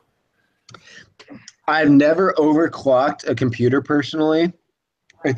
And primarily because I was worried that knowing me, I might end up destroying it. So I just went with an i7 quad core and I didn't overclock it. But however, I have not built an actual desktop PC since like 7th grade. Even though I've been following I've been following all of the media and all of the technology like ever since then. So I'm very up to date, but I haven't physically built one in 10 years.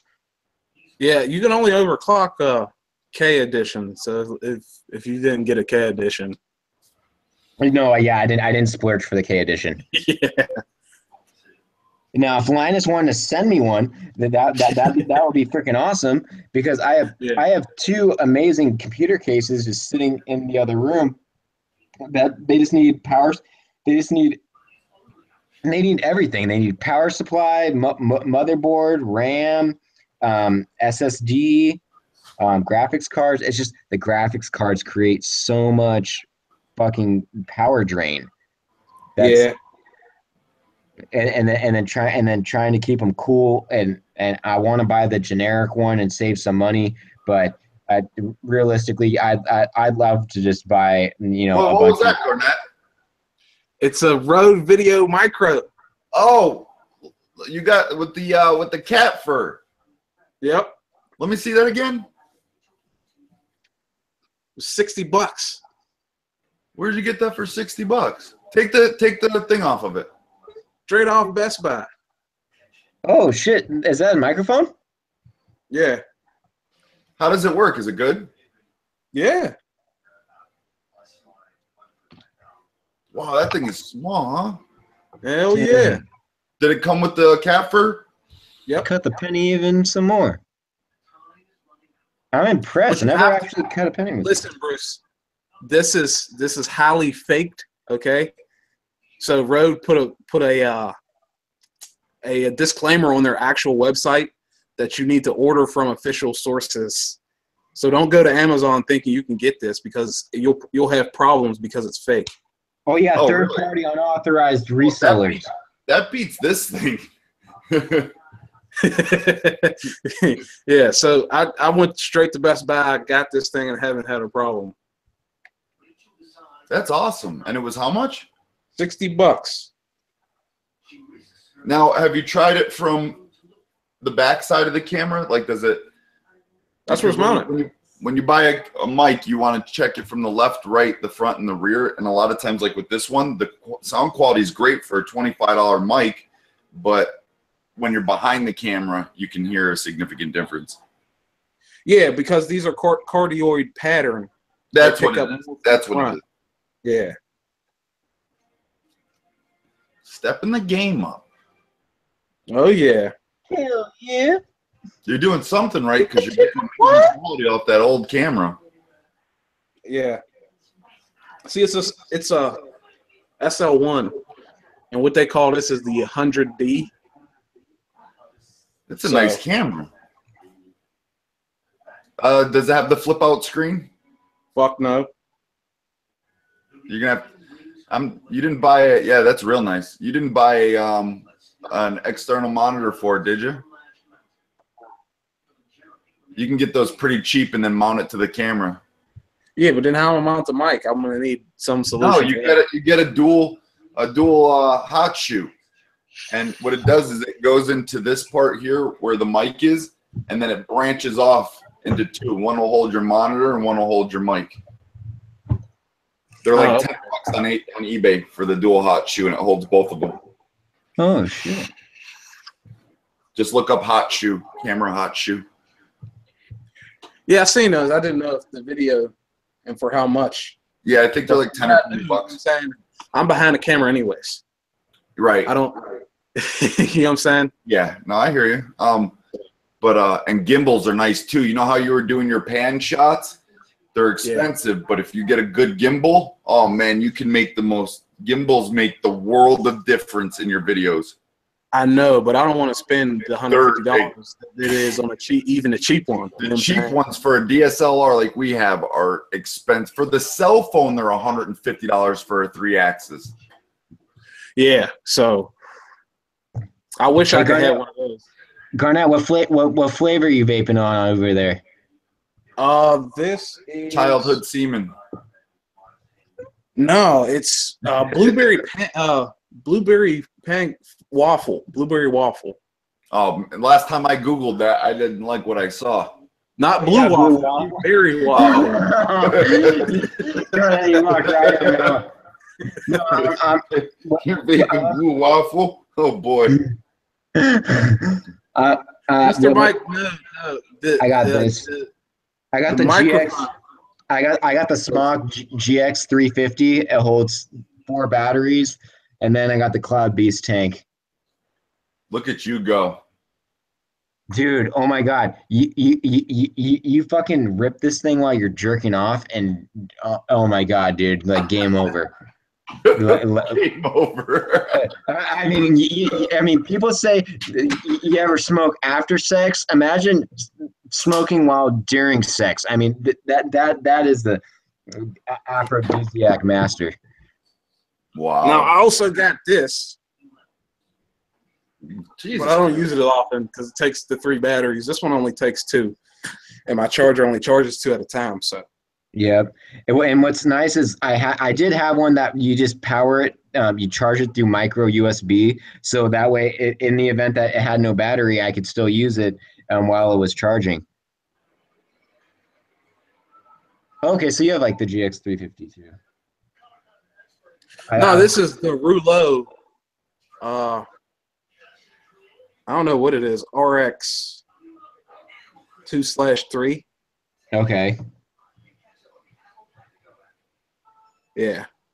Yeah, I stopped smoking them cigarettes, but dude, vaping changed the game, especially once it got efficient.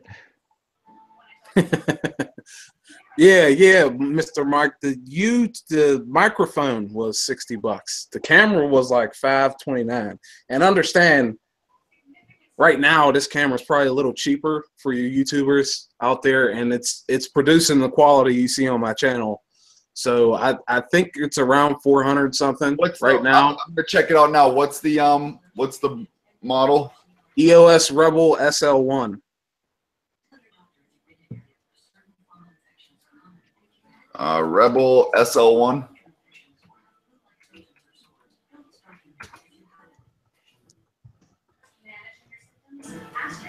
Oh, we got one right here. Slightly used full kit.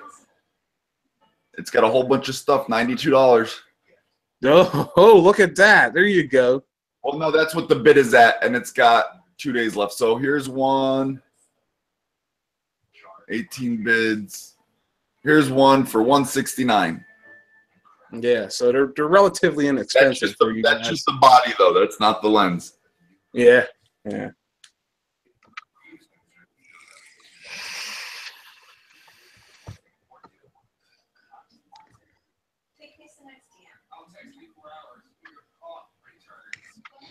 Yeah, that's a sharp camera, dude. I don't see any other white ones.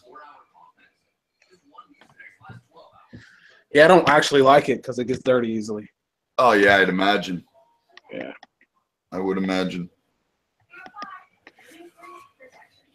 Well, what new videos you got coming out with, Bruce? I don't know. I just kind of like wing it. Like last night, I did that one. Is Snap-on gonna have to lower their pricing?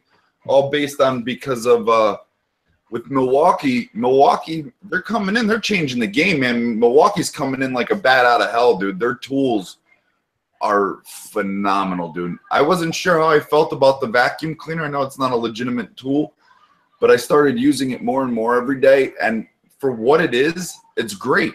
It's amazing. And their ratchets and stuff, Snap-on can't compete with that, man. Not with those prices. They really can't. And the specs are better.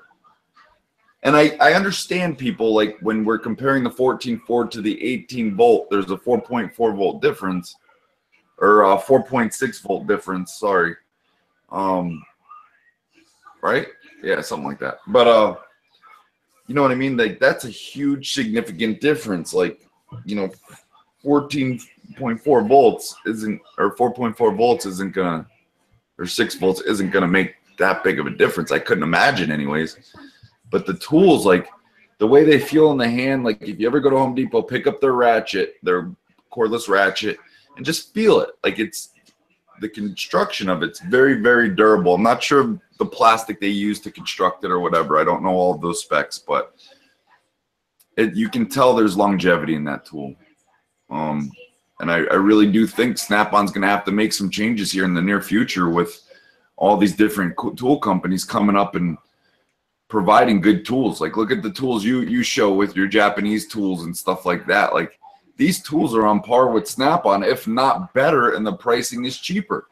And with more YouTubers coming out and doing videos and stuff, that's going to affect people's decisions on what tools they buy. We see it every day when we promote a tool and someone's like, yeah, I bought it, I loved it, and it wasn't a Snap-on tool. Yeah, hold on. Somebody wants a cloud contest versus me and RJ. Who can blow the most?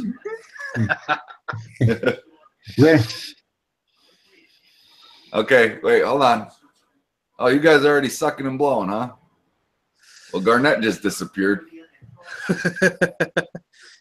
I think I might have to give that to RJ. And my tank is called the Cloud Beast. I just recently upgraded. Like, I was using this tank before, this Aspire Atlantis and the Aspire Mega, but dude, this fucking Cloud Beast is intense.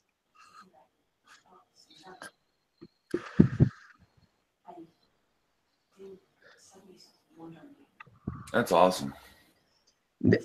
I need to start. I have a vape somewhere.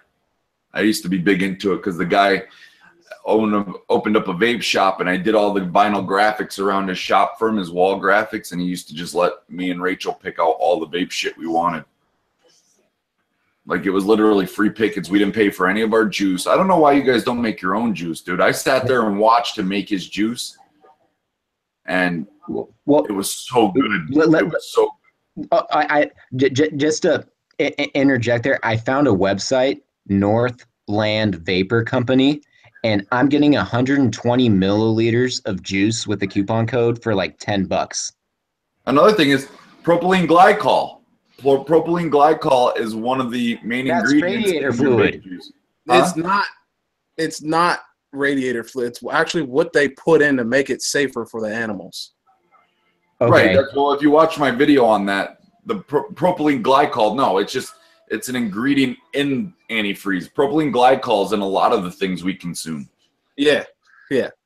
And my video wasn't saying like that was antifreeze. That was the furthest thing from it. I was saying manufacturers choose to use propylene glycol based antifreeze because it's safer for human and pet consumption. Because when you spill antifreeze on the ground and a dog comes by, it's going to lick it up because it's sweet. And that's why they chose to go that route. Some companies, anyways. But yeah, I think I might have to get back into that. It's definitely a lot cheaper, that's for sure. If you order it online through those websites, then yes. If you buy your juice from a brick and mortar store, you are paying $1 per milliliter, and I'm getting 120 milliliter bottles for $10. See, I like the cotton candies and the fruity stuff. No, me too. I'm sipping on pink lemonade and raspberry creme brulee, and they have a blue raspberry, and just their prices are amazing. And basically when I bought this mod and tank from their website, they gave me a free bottle of 120 milliliters of juice. Like 120 milliliters of juice. Asking for the vape stuff you're talking about, not Defender. Oh, sorry.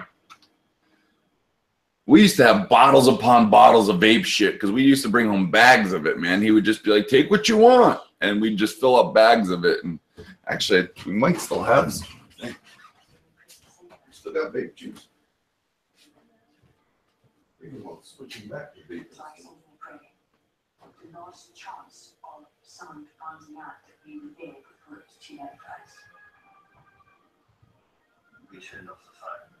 RJ, the vape website. Oh. Yeah, the vape website in the coupon code. I don't. The canker box or whatever. Okay, if you go on to Northland Vapor Company, I don't know if they're having a sale going on right now, so sign up for their newsletter, and then also Google Northland Vapor coupon code, and a lot of times on their Facebook page, they will actually tell you what their coupon codes are.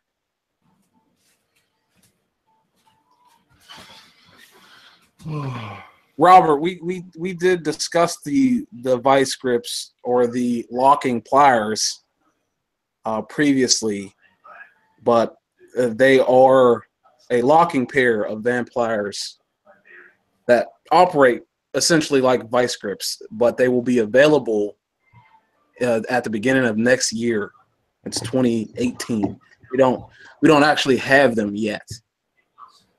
Yes, I can't wait. I'm so stoked. And hopefully we can do another live stream but before they're released, so that way I can have some digital content to post up on the screen to give you to show you what these new tools look like, because they're fucking awesome. I can't wait to put them in my toolbox. And even though I'm just, you know, your average stay-at-home DIYer, I can only imagine how these new tools are going to benefit you, because they've benefited me just in the short time that I've used them. They're amazing, and I think that they're exactly what you guys have been looking for, and I really hope that they please you and they satisfy your needs. I'm sure they will, because that's something that the community has been asking for a very long time, and I want to make sure that we deliver that.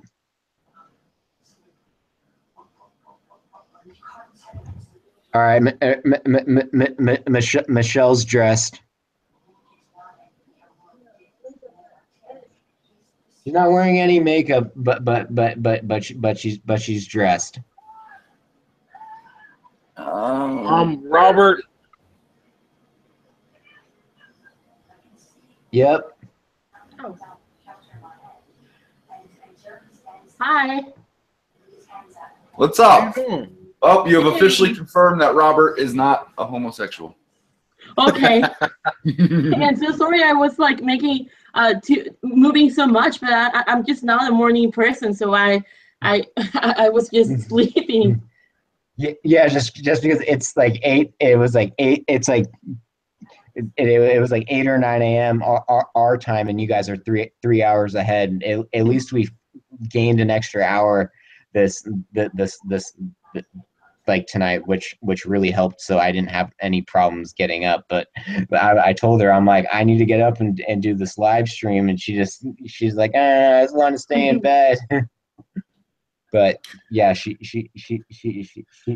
a nice person. She's my rock, which is good. Robert, they will have essentially the same tightening system with the screw on the back of the plier.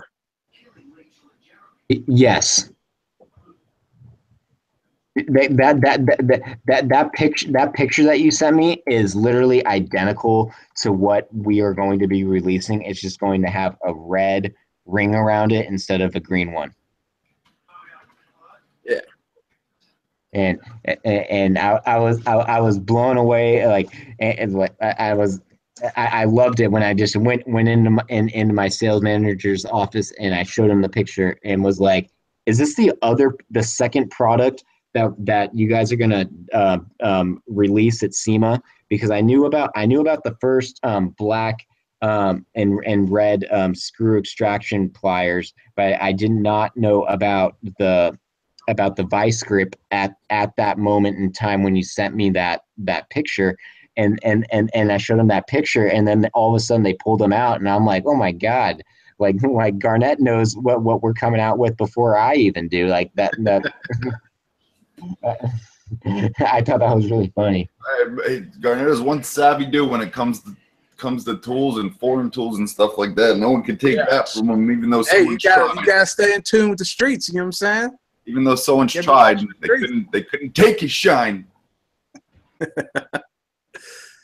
Can't take that from him.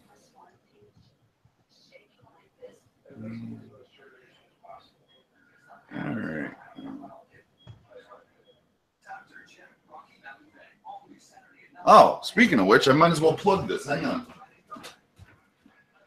Oh, shit. Son of a bitch, I can't. I already packed it up. Actually, I'm about to just open it. God damn it. And I packed it up real good and tight. It's the new shirt. That's how we like them. The new shirt is out. I'm going to open. Let me see here. Good and tight. Actually, no, I could just put it in that. Yeah, guys, here. The new shirt is out. And this one is Juan's, so I especially put his name on it for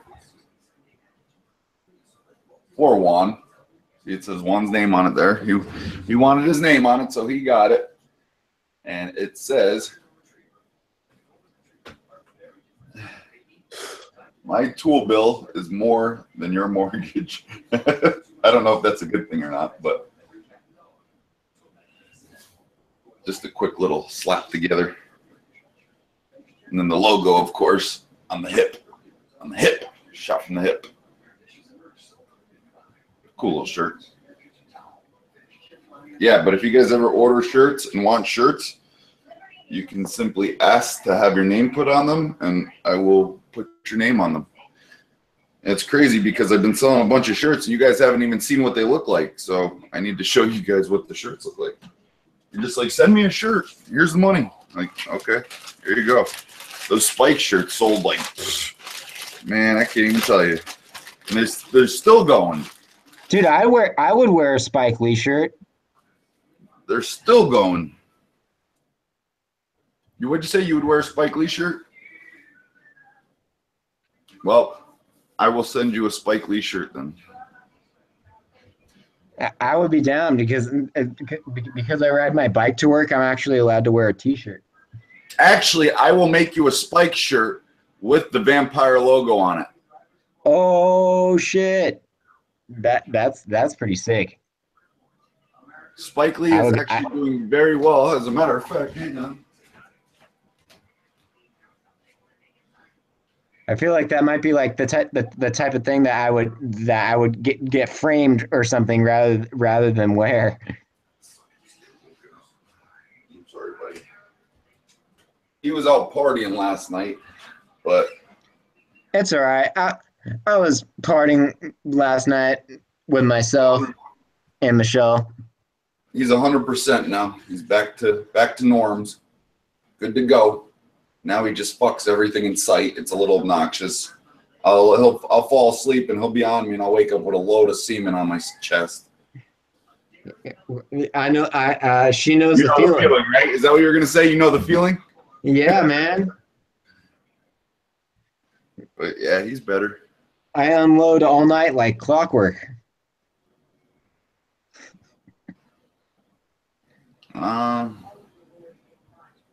He said, RJ, can you drop something on the floor? Can I drop something on the floor? Yeah, so your girlfriend bends over and picks it up. The funny part is she can hear all of this.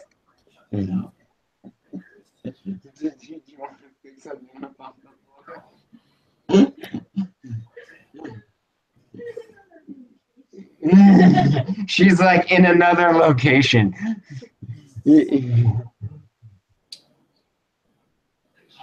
Okay.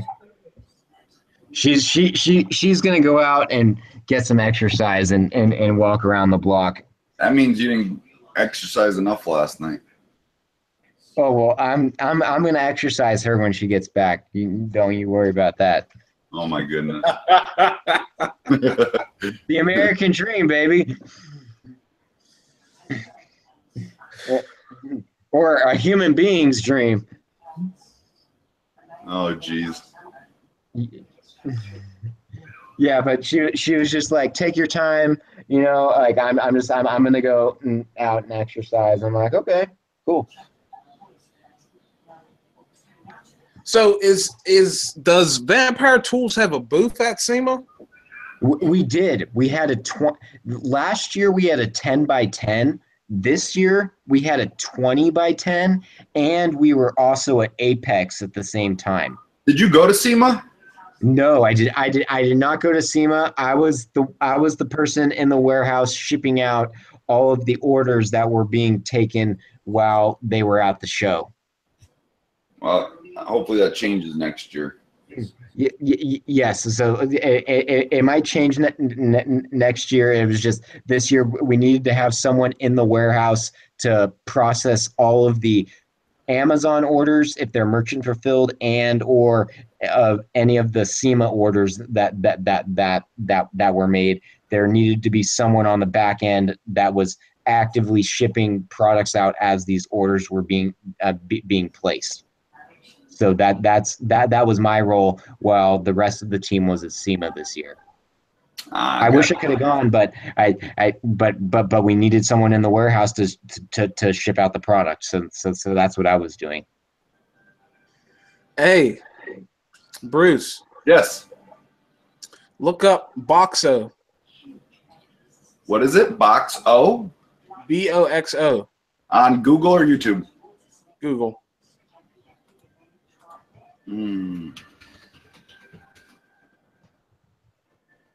Like, stop.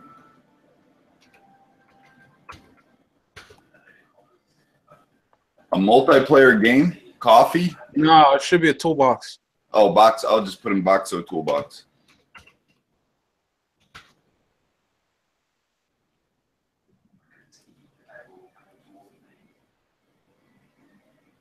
Oh, those are pretty. Oh shit, they come in pink. Oh wow, this yellow one's badass with the flip top on it. That's like heavy, dude. It's got tracks for a forklift to pick it up.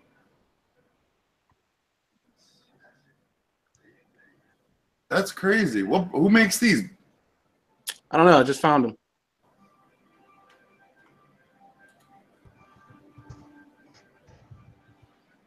That's actually, some of these are actually pretty nice.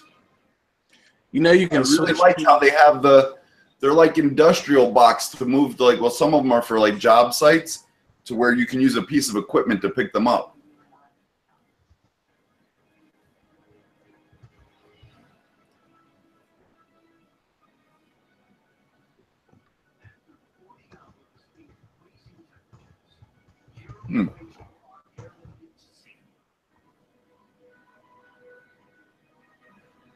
Wait a minute.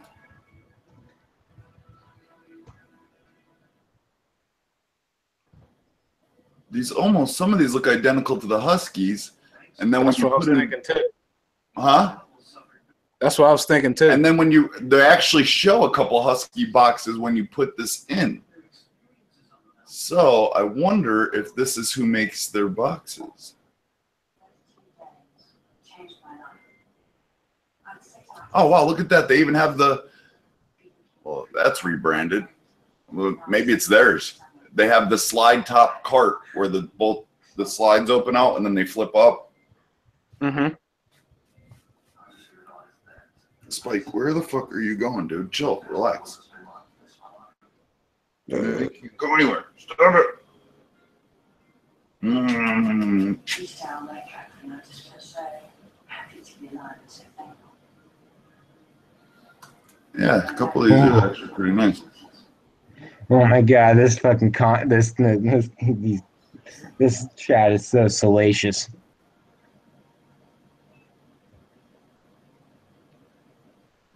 But it keeps it interesting. And What's that? they're just asking about my ED? sexual escapades. and Knocker's trolling me on it, but it's all good.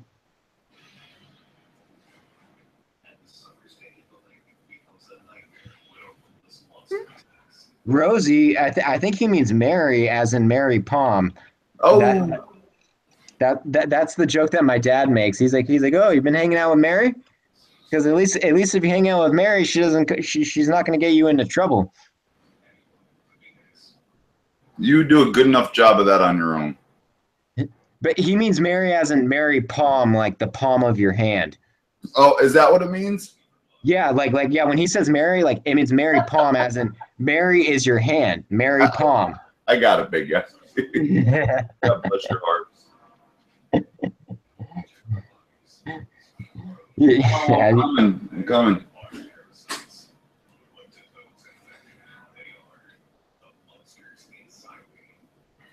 Where are you going, dude? Ah!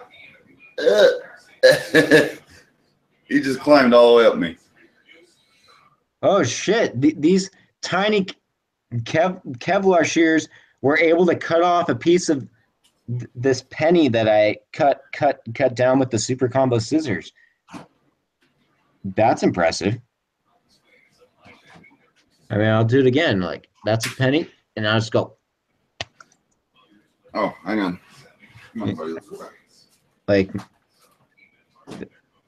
those little tiny dinky, like 6 inches, cut off a piece of a penny.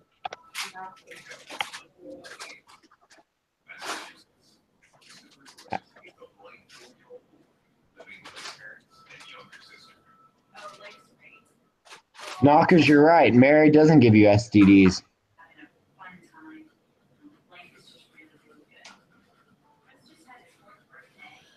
Budget, it wasn't so much Mexicans as is she swiped right and I swiped right, and it just, Shit. I'm a man, I have needs.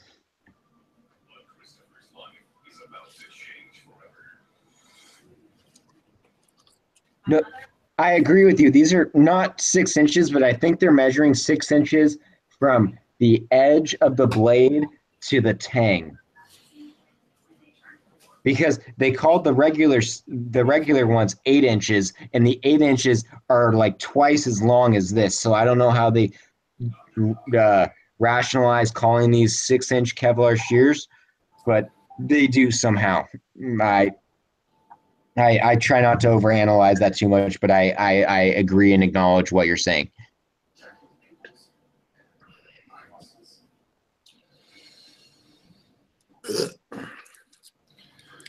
All right.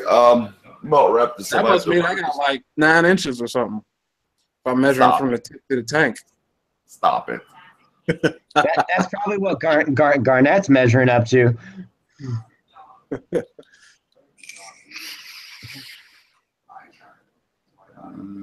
See. All right. I'll leave this up so you can talk. I gotta get dressed real quick. For what? What's that? For what? Yeah, it's the weekend. Shouldn't you For stay what? naked with your wife? No, I'm not naked, dude. We got to run to the grocery store. Oh man, I just throw on, you know, some pajamas, bring my lady, and you know, and On what? The back of your bicycle? no, actually, at least she drives a BMW, so she's driving my ass around right now. She's driving a 2006 325i that I need to do an oil change on, like today. It's running horrible. So I need to change her oil, both on her car and physically, if you get the reference, and I need to rotate her tires on her car.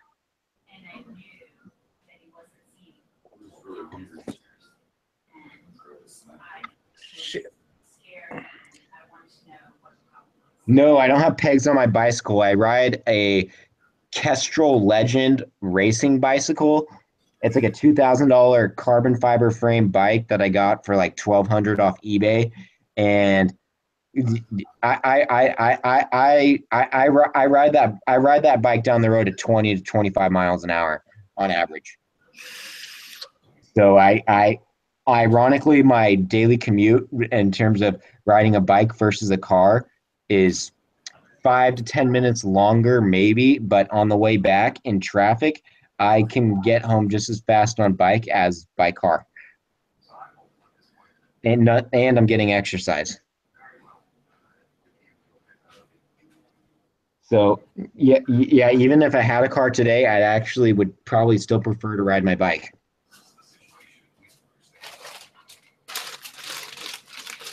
Well, oh, when you talk about chest, I don't get why I'm super white, but I got like Austin Powers like black chest hair growing on me, man. It's like it's fucking weird. I need to like wax that shit off or something. When am I gonna ride across America for Vampire Tools? That's a good question, Knockers. We need to set up an itinerary in order to do that, because that would actually be not only really fucking awesome, but a great media campaign in terms of advertising. I really wanted to push the team to do a lot of advertising, or not even advertising, just saying like on the road to SEMA, because we went to SEMA this year and we did not do, I think, a good enough job at promoting that to the public, because I grew up the way that I grew up knowing about SEMA is I'd be taking a dump and I'd read Automobile Magazine and I'd read about SEMA, and it's like car porn for anyone that loves cars, but you can only get in if you work for a company for like a tool company or some company that aligns with SEMA, so it's not entirely open to the public. And yeah, I did see something on your website that it was like something about SEMA, but it flashed there for a split second and I couldn't see it again. Yeah, the pop-up. Yeah, and the thing is, the pop-up didn't stay. It just flashed you for like 3 seconds and then disappeared. Yeah, and you couldn't get it again. And I know it sounds minuscule, but if you're gonna announce that you're going to SEMA, I told them you need to use the traditional SEMA font and logo, like red letters, white background, like SEMA 2017, because just that logo and font alone, people recognize. It's something that I recognize because I grew up taking a shit the last 10 years, like seeing that standardized SEMA logo, and when I see that and I see that a company's attending that event, I take them a little bit more seriously, because it means that this company's really serious about delivering a good product, and just in this one automotive space, when our tools are active and good in other spaces, but it definitely sends a message, is what I'm trying to say. And I think we should have done a better job of disseminating and communicating that message back to to your viewers and to our customers. But I'm hoping this week we can start basically unloading all of the SEMA footage and showing it to everybody. Where are you going to do that at? Probably across all social media, and we might even, since we do have that picture with Jay Leno that Adam, our sales associate, worked really hard at getting, because he's established a good relationship with the mechanics there. Ideally, I might want to put that up on our website as a pop-up for a week or so, and then do a drip campaign across all of our social media channels, like Facebook, Instagram, Pinterest, what have you, saying, look, we were at SEMA, and hopefully they have pictures of people that were crowding the booth, because this year we were not in the performance pavilion. We were actually we were situated right where registration ends. So literally every single person that entered SEMA had to go by our booth. And even though I was not there, I was getting texted like daily updates saying it was fucking crazy. Like their booth was just flooded by attendees being interested in their products, because our products, primarily because they were one of the first tables that they saw. And then the next thing I know, that people are placing like $3,000 orders. It was actually, from what I can tell, even though I wasn't there, it was a very successful show. and I can't wait for us to attend again next year, and hopefully I should be there again next year, or I should be there next year. I wasn't there this year. I was there last year.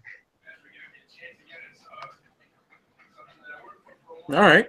Yeah. Yes. So sorry if that was a long-winded answer. I kind of over talk. That's why they have me not do too much PR. But I over talk because I just want to be honest with everybody, because they say the truth will set you free, and that's the concept and that I operate under. So do you control all the social medias too? I do not, but I can if I want to. Because 1212 monitors a lot of it, but as my boss said, like 1212, which is the media company, he's like we are he explained it to me this way: we are their customer. So what I need to do is go through and critique every piece of content that they've published for us, and point out what's missing, what needs to be added, the nuances, because as he said, no one knows these products and tools better than us. Not 1212, but us. And that's entirely true. And so I just need to do a good job at critiquing their work and communicating what we are trying to communicate back to the customers, because they are taking the photos, but I need them to take photos that are relevant to our customers so they can understand the value of our product. So it's a bit of a balancing act, where I have to police them, and I wish I could do it myself. I personally hate photo editing and writing a lot of copy, even though I can do it, but doing it for several different bundles and SKUs can be cumbersome, especially when we're paying someone to do so. Yeah. Pics of RJ holding a vampire tools in a bikini. Vampire bikini calendar is coming out when?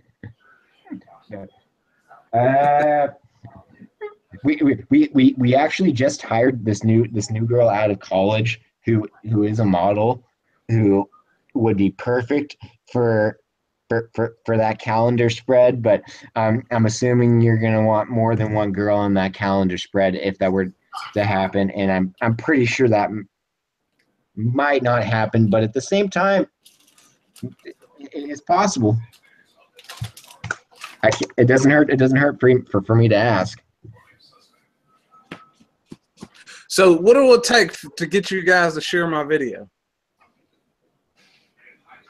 I'm gonna share it. I got like 1,200 friends on my personal Facebook.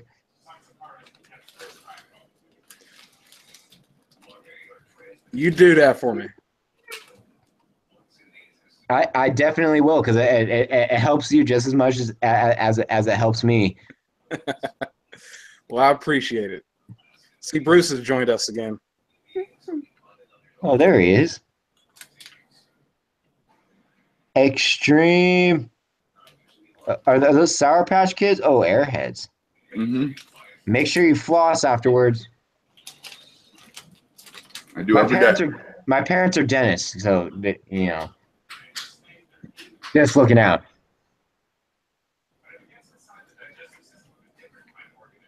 Oh man, all right, I'm gonna take a piss, but I'm gonna take y'all with me. Well, we don't want to see that part. Well, I'm not gonna show you that part. I'm just gonna Give us a tour of your house.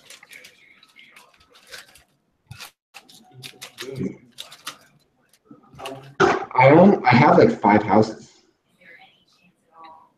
but this house is 4,500 square feet, 4 bedrooms, 3.5 baths. Got a bonus room. Yeah, I'll give you a tour. Are you pissing? Yeah, I said I was pissing. But Oh my God. I put the glasses. All right. Okay. Good. Okay. So. Damn. That's your house, man? I've lived in the same house since 1992. And then this is the master bedroom. That's where you were made. Actually, no. I moved into this house when I was 8 months old. So dude, like, look at that room and bathtub. Imagine making some babies in there. That would be pretty nice. Damn. Look, yo, his house is dope. This is just one house. Like, not to sound like a fucking rich white boy, but yeah, but we have a custom built house on the water in Lake Arrowhead where we have a boat and a dock. I'll show you that. I can't wait. I'm going up there later today. I can't wait to show you guys that house. And then this is my bonus room. Got a drum set. Garnett, it sounds like we need to make a road trip. Yeah. Oh yeah, man, dude, you guys, if you guys ever came up here, we'd have a good time. That's for sure. And knockers, I am a grower, not a shower, because once it grows, it doesn't go down. Yeah, once it grows, it shows. And then you see that mirror? That mirror. It's taking you 5 minutes to walk across one end of the house to the other. That's a projector screen that will that moves down, and then that is the entire home theater system. I don't believe it. Prove it. All right. You see all that equipment in there? Yeah, that's from like 1992, dude. No, we just remodeled this system 4 years ago, and it cost fucking 20 grand. Damn, sorry. Shut the hell up, Bruce. You don't know what you're talking about. Yeah, I didn't like it any more than and then I turned it on using an iPad. So, all right, this is gonna be the money shot right here. It's gonna go like.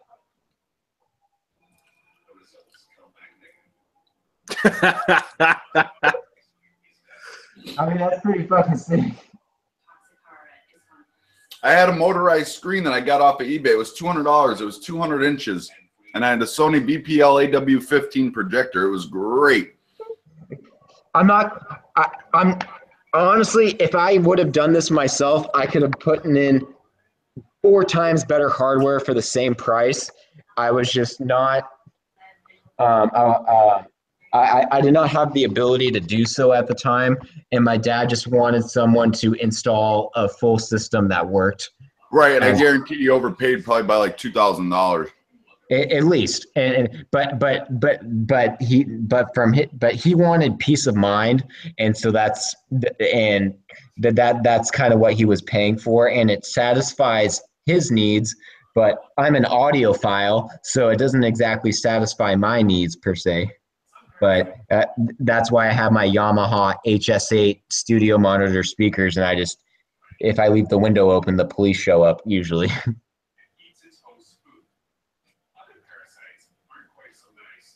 Yeah, pimping must be easy. AR, no, pimping is not easy.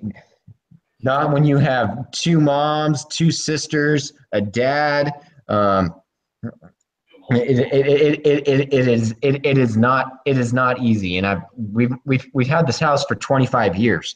So it's not like, but if we cannot afford to buy this house today, we were in the right place at the right time, and that's. Yeah, it's not like I paid like $3 million for this house, even though I could probably unload it for that today. But there's no way that my parents could afford to purchase a house like that. That's just what happens when you bought a house 25 years ago in a good location, and you had a housing bubble boom, and that's what happened. What part are you in? I am in Orange County, right next to UCI, in a neighborhood called Turtle Rock. So, like, say hypothetically, if you know, Garnett and I wanted to come down and do a whole documentary type deal, like not documentary, but and film Vampire Tools warehouse and do a whole video on Vampire Tools. Oh yeah, I got plenty of room for you guys to stay here. Yeah. It's just me and my mom in this house. Well, it'll just be So me and your mom once we come. Hey man, if you can if you can please her, by all means go for it. But yeah, You have 3 dads then. I'd have 2 dads, but at least one of them would be relatively honest, so to speak. But no, we got plenty of room for you. Budget Tools. I don't know my girl's Instagram. I don't exactly need to go on her Instagram because I just see her in person. You know, that was the one thing that, like, beanies. They like, look at this from. That was the one thing is, like, if we were together, we didn't want to be friends on social media because we felt like it was just going to cause. Anytime I'm friends with a girlfriend on social media, it just results in arguments based off of what someone else posted. So, and even though it's not a personal attack against, like, our significant other, but being friends on Facebook just creates more conflicts than solutions. So I typically I don't go on her social media, and she doesn't really for mine either for that reason. I mean, just because we're just trying to have a good relationship, and engaging in that only results in an argument. So what's the point? There you go. Hey, Bruce. Yes. You still have your SK guy? Yeah, dude, there's a story about that. New guy bought it, okay? There's a new owner to that truck. And some of us kind of feel like he's been jacking prices up and stuff, so I don't buy from him anymore. He comes, I give him the money I own, and I don't buy anything. Yeah? Yeah, because we have other options now, and his prices are just unbelievable. Really? But it could be the warehouse he's going with too. Like, he switched warehouses, so it may not directly be him, but the warehouse he chose seems a bit pricier. Is it an independent guy, or is he an SK truck? Well, see, that's what I don't get, because his truck says USA Tools, and it seems like he's an independent guy, but he carries SK Tools. I think let's look at the videos, go back in the videos. And so I don't know. I think he's more actually, no, he's more independent because he orders everything from a warehouse, like a tool warehouse. Okay. I said, dude, you would make so much more money if you bought your tools from Amazon. And then he was like, well, then we have the problem where if there's a warranty issue, I'd have to go back to each person I bought them from or wherever I bought them from and deal with them. And so I do get that point of it. But it's just like, man, like, he's been selling a lot of Vampire tools because I showed them to him, and he was like, well, I think I can get these. I think I seen them. I said, well, if you did, you need to get them. These will sell. And he got them, and he didn't know how to market them, so they didn't sell. So I gave him the demo blocks with the screws in them, the strip screws. And the next week he came back, and he's like, dude, I sold 4 pairs already. Nice. Those blocks help because those blocks show exactly what they're capable of. It shows that on those pan heads, they can go ahead and still grab them, even though there's nothing to really grab. Yeah, and Dan, I wish I had one on me. I actually just had a new demo block manufactured, which allows it has 7 screws in it, which allows whoever's trying to like our dealers and distributors, you can demonstrate the capabilities of all of our products using one demo block, as opposed to beforehand I had to send you 2 separate demo blocks, but I had a demo block manufactured that has the recess screws in it, along with the pan and truss head screws for the 6-inch and the 8-inch, along with narrow cavity screws for the long nose as well. I just wish I had one in front of me for me to show you, because it actually looks amazing.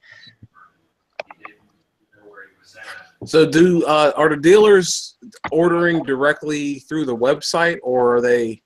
They order through our sales manager, because dealers are getting wholesale pricing because they're buying in bulk. So that's typically a phone call type conversation that takes place between the dealer, distributor, and our sales manager, and then he has pricing for them, but I don't have access to that type of pricing. Oh, okay. But there is dealer and distributor pricing along with, straight business to consumer pricing as well. So yeah, it's all structured in, but I don't have, and I've been asking for it, but I don't have access to the information of what dealer and distributor pricing is. But I'm just going to assume that they abide by the standard metric of what their margin needs to be, so to speak. Okay. But the pricing seems to be good, because ISN and Medco have been two of our largest partners, and they continually buy products, so they seem to like the product and are effectively moving the product. It's just we'd like to see the product move a little bit more.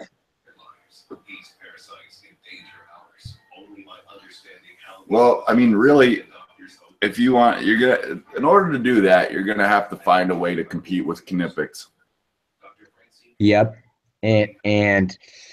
which is why we need to strengthen the steel on all of our pliers, because the Rockwell standard on the Knipex is it's higher. It's higher than ours, and I'm a numbers guy.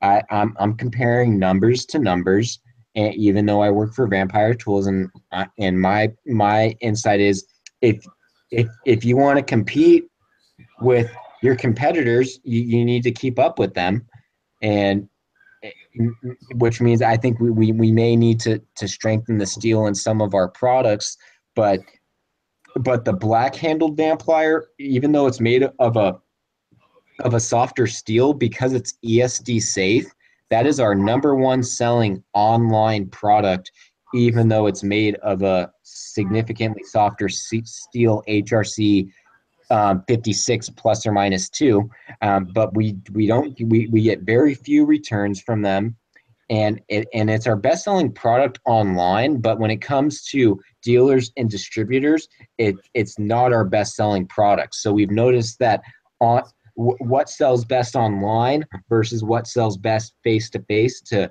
dealers and distributors can be significantly different. What's your hands down best selling tool? The 5-inch and the traditional 6-inch,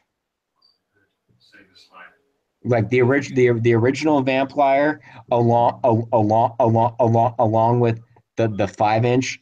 However, I don't have access to the dealer and distributor information, but from what I've heard, it sounds like the lineman's plier and the 6-inch seem to be the two biggest ones amongst dealers and distributors, because that's ultimately what gets sold to you, as opposed to what gets sold to someone like myself, which is a consumer as opposed to a professional. Now, do these vice grip pliers have rubber handles? Yes, I've held them once in my hand, and they do have rubber handles. Actually, I could probably Google these and look them up, right? Oh, no, never mind. I'll just wait. Well, I can text you. I can forward you the picture. Yeah, I can text me forward the you the picture that Garnett sent me Yeah, do that. because I was impressed. I'm like, holy shit! Like these are them.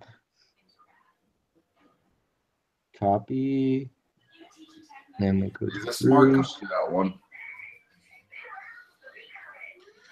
So I'm going to assume you don't know anything about price point on those pliers. I do not, and that was the first question that I asked. And I, I'm, this is not an official line. I'm shooting from the hip, but I'm just assuming it's going to be between 30 and 40 bucks. Really? And I really hope that it's not because I got to look at our competitors. Irwin's vice grips sell for like what, 10, 12, $8 to $12. Yeah, And but with- they're Chinese. These aren't Irwin vice grips, dude. So I guess if anything, what do you think would be a fair price for an imported product like that? Well, the thing is, when you're comparing to vice grips, yes, the name is legendary, okay, but the actual finished product in your hand, what they sell today, is nothing compared to what they used to be. Nothing. No one has respect for the quality that vice grips are today. Because I have a pair of I have like a 25-year-old pair of original vice grips, and those are the only pair of vice grips that I know. Yeah, those ones, the ones you have, are amazing. They hold, their teeth hold well, they work well, they're not sloppy. What they are selling today is nowhere near the quality they used to be. Dude, I've stripped the teeth out in the new vice grips. Yes. So if you can find a way to hammer down on that point, because I'm telling you, any forum you check, any review you check on a new vice or a vice grip, Irwin vice grip, you will see what I'm talking about. No one even has the slightest respect for that product. So you can likely come in at higher just because your product is Japanese. Your steel is inherently stronger than theirs. Okay. Just from being from Japan. I don't think a lot of people, a lot of our customers or future customers even are aware of that. And I think we need to do a better job at communicating that without it making it seem like a gimmick though either. Like we need to, show them the science, so to speak. You need to also too, a very thing, just like last night I was talking in my videos where I said a more expensive product makes a more desirable product. That is true in so many ways. But at the same time, if you make your product too cheap, it goes with the same thing, just in reverse, vice versa. If you make it too cheap, people are going to think it's a cheap product. Okay. Yeah. You need to stick with a realistic price point. I would honestly say $50 would be for what they are and how they operate. If they're half as good as the normal non-vice grip style, $50 is a very, very reasonable price point. Considering $50 would be in out of that range of an impulse buy. Which what's that? $50 would be out of the range of that impulse buy. You know what I'm saying? Way out. That's you're thinking actual tool at that price. You know what I'm saying? You're trying to say like you like that's tool buy sale, like to get the sale, like $50 plus. So it might make the product desirable, but it might not. No, I understand what you're saying. I totally understand. But it's like where Snap-on they'll take a pair of vice grips and slap an $80 price tag on it. Yeah, that's because they're Snap-on. I understand. They have that glowing support that they can do that. Right. I would. So that's I'd say 50, $40. I'd say $40, 39. See, because it kind of gets a little wonky. I'd say you come in at like 43, and you might be okay. You got to make sure you use the 99 behind it though. That actually works. Like, that's a very strategic business tactic, and I don't think a lot of people realize why there is $39.99 and $21.99. Why they use 99. We actually use yeah, but you got to look at the rest of their product line. You know, all their products are around $40. You know what I'm saying? Right. A locking pair, it's going to cost more, but I just think $50 is a little bit of a stretch for the average. You know what I'm saying? I see what you're saying, like, because you're talking about impulse buy, where if you see something, if it was $30, someone would be like, all right, fuck it, yes, get it. But if it's $50, it's like, maybe I'll wait till next week, and then next week they forget about it and the sale's not made. Yep. You know what I mean? So I understand what you're saying. I get it. And it does make sense from a business perspective. Absolutely. See, because I don't even know right now how much they're going to cost, yes, they're not your ordinary pair of vice grips, but 50 may be a little too high. I'm hoping they keep it in the $30 to $40 range, because that would align with all of our other products. I just don't know if what their cost of materials are, or I'm completely speculating at this point, because I don't know what the price point's going to be. I'm thinking here that $50 could work if your marketing is like spot on. Like, if your marketing is legendary, like you come out with a professional $7,000 video where you show some Japanese guy, you know, forging a sword or something, and you compare it to that somehow. Thank you. Yeah. Right there about everything I ever say about marketing. You could sell anything at any, but this is exactly how Snap-on does it. This is how they do it. You see these hats, Garnett's t-shirt, my shirt. That's how it's done. If you spend the money on the marketing and the promotion and the stuff like that, you could sell anything at anything you want. You know what I mean? But if you can get it for a cheaper price, I agree, Garnett, absolutely. Especially if it were on store shelves, I would 100% without a doubt agree with you on like a $30 price point, because on the shelf, those are regular everyday consumers. They might not be there looking for pliers, but if they're walking by and see the pliers, oh, I could use those. You know what I mean? Mm-hmm. Whereas if you're online, you might specifically be looking for those pliers, so you already know you might pay a little more. You know what I mean? But marketing is absolutely key. You guys should probably dump a little bit more funds into your marketing department, because at the end of the day, that's where your money comes from. You have to market.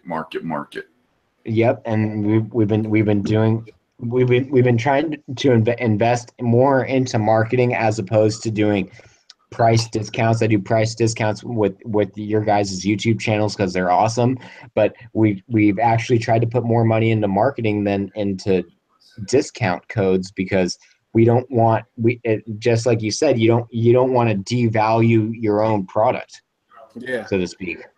Right. Yeah, because if you come in cheaper than what your normal pliers are, that kind of wouldn't make sense. No, it wouldn't. Yeah, if they're like $30 and you bring those in at $27, I mean, they're the same pliers with an added feature. I mean, off the bat, they should be a little more. Yep.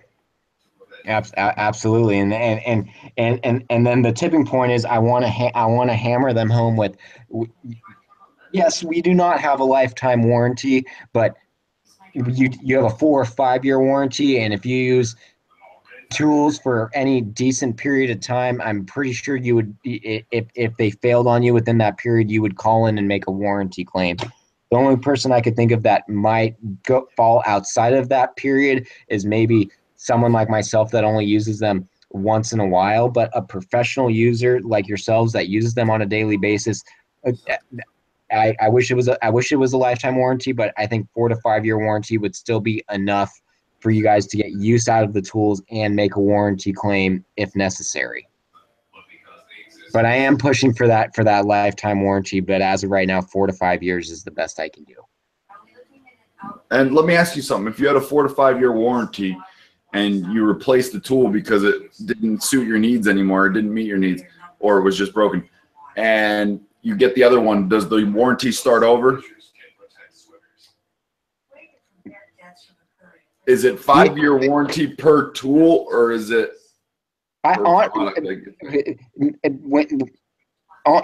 From my personal experience, and I use my Bose headphones as a perfect example. The warranty period restarts again when they send you the new product, because it's technically a new tool. Right, that's what I'm asking. I don't know if you guys honor it that way, or if it's just. I don't think we've come up with an official policy, but given what everyone else does in the industry, no matter what they're selling, if they're selling balloons or car parts, but I believe the warranty period is on the actual product, and I believe that it should restart if they're sending you a brand new tool, because the warranty should be tied to the lifespan of the tool. And so if the tool is brand new, then you should have a new warranty. It'd be kind of unfair to give you 1 year left on your 4 or 5 year warranty when we send you a brand new tool. If that makes sense. So I would say that the warranty period should restart when we send you a new tool, because it's a new tool. I agree. That's what other people in all industries are doing. So I think it's, in order to be competitive, I think that's what we should be doing. And since I've made that statement publicly, I'm pretty sure that's going to be the policy moving forward. And I think it should be. I mean, that's fair. It's an,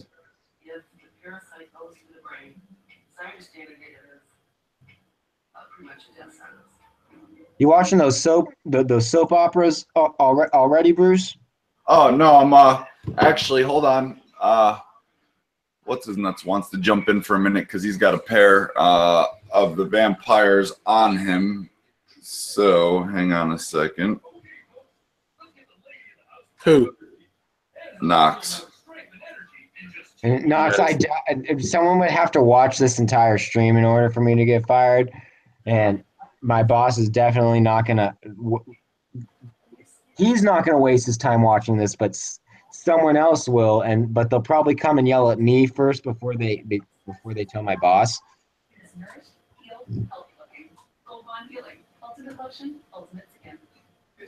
So you can't email just because you're shitting. Your offer is about to expire because.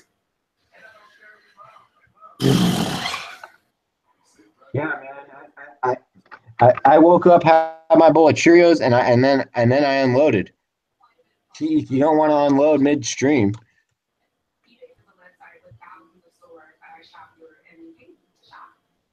Not only do I get all my holiday shopping done in a short amount of time. Oh, look at that. Garnett, your link is right there in nice big blue letters. What? Your link. I didn't know if it was going to wind up on the top, but when you click on the YouTube video or our live stream, your link is right there. Nice. Yeah, guys, if you have it, promote. The video is in the description, all right? Click on that. And anyone that's in here, do me a favor. Go click on that video. And I want you to click, once you're watching that video, click share to Facebook and share that on your Facebook page. It'll really, really help get it out there. And it's a legitimate video. It's not like you're posting one of my videos to your YouTube page or your Facebook. You know what I mean? Like it's a legit commercial type style. So, all right. So I found the price on this new thing. I have to convert it from Japanese. Looks like it's $28. Really? Yep. That's from Engineer, though, right? Yeah. Okay, so I anticipate this is going to be a $40 item for us then. Oh man, you know what? I don't know if I'm digging these. Yeah. I mean, I'm looking at the picture, and I was expecting them to be more like, I don't know, kind of like the same design as what we're using now, but with a vice grip feature. But I guess you in order to do it. Yeah, it doesn't. You wouldn't be able to. I get it.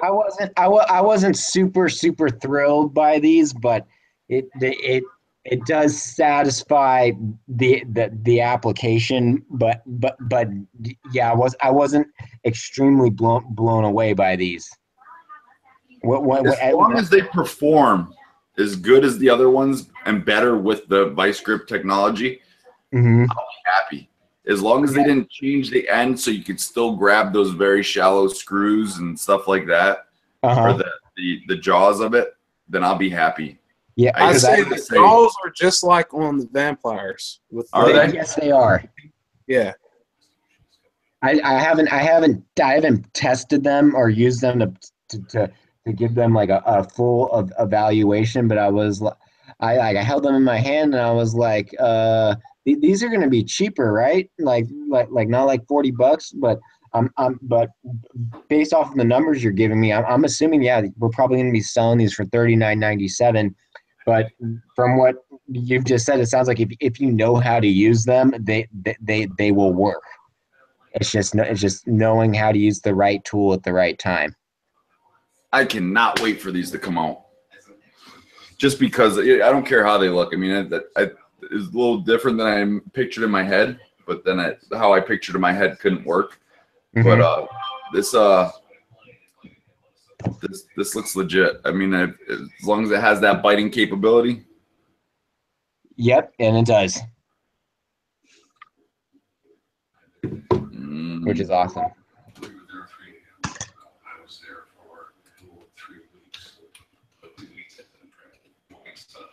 Yeah, and it looks like it still has a wire cutter at the back of the jaws too. I believe that it does.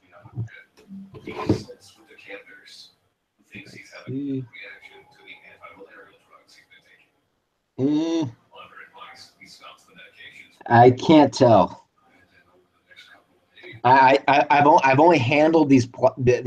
Yeah, those look sharp in Garnett. Right behind the jaws you're referring to? Yeah. Yeah, they look like wire cutters. Yep.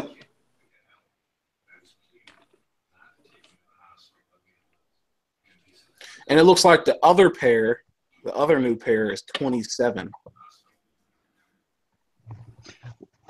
Okay, which means that one might be 37, or that one might be $40 as well.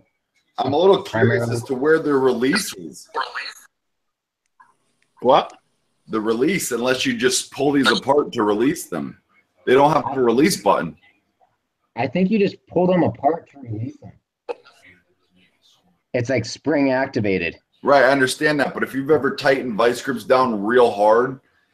Yeah, you need that lever, that additional lever. Oh, nice, Knockers. Wait a minute. You didn't tell me that the new ones have wire strippers.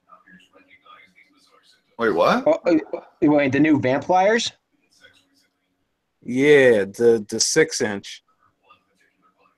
The vice grips? Well, no, basically the other ones. The pliers. Yeah. These new pliers are awesome. Like, I can cut my fingernails with them. Like, that's how like precise they are with their wire cutter. Yeah, but there's a wire. There's 2 holes in the blades, so there's a wire stripper there too. Oh snap! Knockers, what the hell are you doing? I'd assume the thing I was using to cut my nails is the wire stripper. Yeah, the 2 holes. Yeah. In the cutting blades. They were wanting to see the bigger kitchen. Well, these are the ones I use as the kitchen shears. How do you like them, Knox? I love them. In the kitchen, these things are badass. That's where I have my 8 inches in the kitchen. Oh my god! Yeah. I have my 8-inch. I have my 8-inchers. Yeah, they're in my kitchen drawer. These are better than anything I've ever used in the kitchen. I mean, I agree, and I bought the full kitchen set of shears, and those things kick ass. Yeah. Dang, I can't remember what kind I had before, but these fucking Vampliers work way better than regular old fucking kitchen shears. I'm gonna go downstairs and see if I can find them. Do you remember which kitchen you left them in? Yeah, I left them in the kitchen at my mom's house. Oh, I figured your house would have a kitchen on both ends. But no, we're practical to a certain degree. Yeah, homesteading. Yeah, I can tell. Tiny house movement. We rent out a few of them too. Well, yeah, I would. Especially with Trump's new tax plan and the average home price in California is basically the average home price in California, you pay more than $10,000 in property tax. So pretty much anyone that owns a home in California is going to be fucked by this new proposed tax plan. Even though I like it, it's just in order for you to own a regular single-family home in California, it's typically $500,000 to $1 million. That's the median home price. I don't like it, but not to get politics involved. But I'm fucking scared of how my property taxes are going to be impacted by all of this. Well, and there you've got state issues. I mean, because we're in California. Yeah. Or I mean, yeah. Now, RJ, are these the ones that you were talking about you sell the most of? This slip joint Vamplier tools? Oh, let me go. These are the 6-inch right here. And they are a slip joint. Yeah. We only sell one slip joint. So are these the most purchased or whatever? Ironically, they're actually one of the least purchased. The least purchased Really? is the slip joint and the submarine knife. I put these in my pocket. I've been using them every day for the last month. Just to see if these could replace a regular set of slip joints. And it's been working. It's a mixed bag with the slip joints. Some people are like, oh my god, these are great, and then other people and I've seen the returns from them, and you can just tell that because slip joints you typically use on high tension, high torque applications.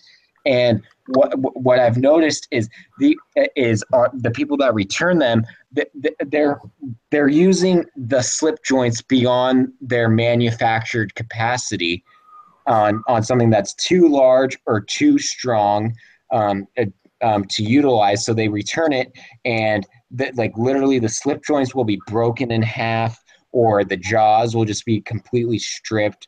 And obviously, because it's Amazon, we have to honor the return.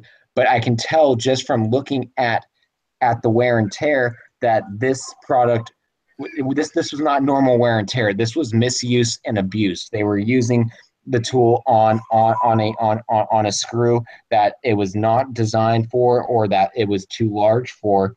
But I understand why they use the slip joint, because the slip joint, because of the 2 pivot points, enables you to get more leverage. And that brings me back to why they need to strengthen the steel in all of our smaller pliers, because the steel on the slip joints is not nearly as hard as it should be, given what you're going to be using it on. You're going to be using it on high torque, high tension applications, and that steel is not as strong as I'd like it to be. But I know that if you use it within the confines of the directions on the box, it will work. And that's I feel like I'm sounding totally corporate, but I mean, we put all the fucking information on the back of the blister package. Like we say, the steel is this strong. Do not use it on hardened, reinforced, or heat treated screws, only use it on screws of this diameter. I'm sorry if it's in metric versus imperial, but we are very specific and direct about communicating what these tools are intended to be successful on. And so when people complain about it, it's hard for me to not be an asshole in my response, because 99% of the time they're using the tool out of the scope of what it's designed for. Right. It's a specialty tool. Exactly. And when it comes to specialty tools, a lot of people are like, oh, I can just use a regular pair of this, and yes, sometimes you can. I get that, but this product definitely has a niche, and I know that because I've personally used it several times, and I've had, like, when I'm replacing when I'm replacing like a sprinkler controller with my dad, he's like RJ, where are those Vampliers you have? And because he knows that those are like the only thing that can undo the screw before he has to pull out a power drill. And pulling out a power drill with an easy out, it's like shit, I could have that screw removed before I even plug in your power drill. Nonetheless, I still have to find the drill bit. So that's our claim to fame, but the user needs to make sure that they are trying to extract a screw that is small, that fits within the confines of which the tool is designed. So is this your best-selling tool then? The linesman? I think these are 5-inch. I think there's 6 inches. They could be 5 inches, but that was the first. That was the product. That was the flagship product that started it all. These. Those are the original. That's what you're holding in your hand are the original Vampliers. And then they made the 5-inch ones, which are ESD safe, and because they're ESD safe, they are our #1 selling product on Amazon, because I mean, not to be stereotypical, but it's a nerdy technical aspect, it being electrostatic discharge safe, and then the majority of our online traffic is purchasing the ESD safe handle. But then when we give our products to distributors and dealers, it's quite the opposite. They want the lineman's pliers, and they want the long nose, or the regular, but they're not typically worried about ESD safe. So Bruce, yes, sir. Those are long overdue. When I interviewed for the company, I said, I didn't say fuck, but I was like, where are your long nose? I'm like, you're a freaking plier manufacturer, and you don't have long nose. And then to my disbelief, 6 months later, I had a pair of long nose in my hand, and I fucking love those. What's up, Garnett? Did you lock the thing to you? It's only showing it's not switching on the live stream. It's switching on the Hangouts app, but it's not switching on the live stream. Oh yeah, he's right. Hang on.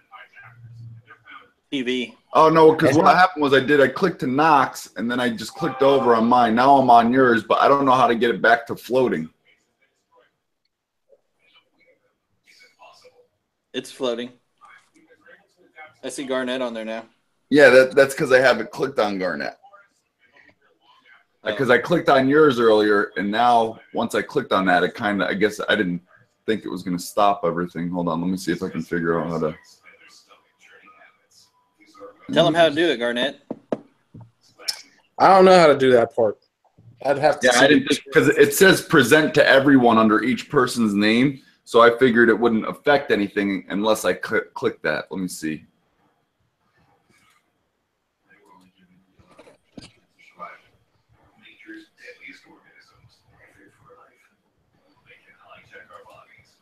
So yeah, make sure you guys check out Garnett Tools. You know what I'm saying? YouTube. It's technically Garnett Tools GT if you want to type that into your web browser or whatever way you want to do it. You know what I'm saying? Or if you want vampire tools, any of them, use my coupon code Garnett15 for 15% off. Or if you want to be hella cool, use spikes and say fuck Garnett. No, I'm just kidding. Any of them, it doesn't matter. I would honestly say for the time and effort Garnett put into his videos, I would have no problem if you guys use Garnett's code on my live stream, because the man put a lot of time and effort into that video and he deserves something for his hard work. So a little bit of recognition from Vamplier Tools should suffice.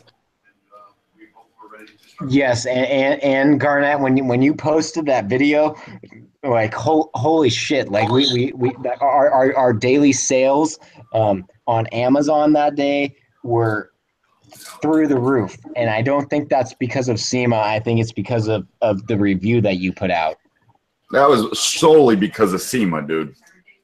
It might have been. The only reason why I say that is because he released the video November 1st or late October 31st, and it was Halloween Day, yeah. And SEMA, obviously, as you know, it started on Halloween, but then November 1st, when Garnett's video posted, it was like like our Amazon sales. It was like a dude took Viagra. To the other, like when I look at the chart,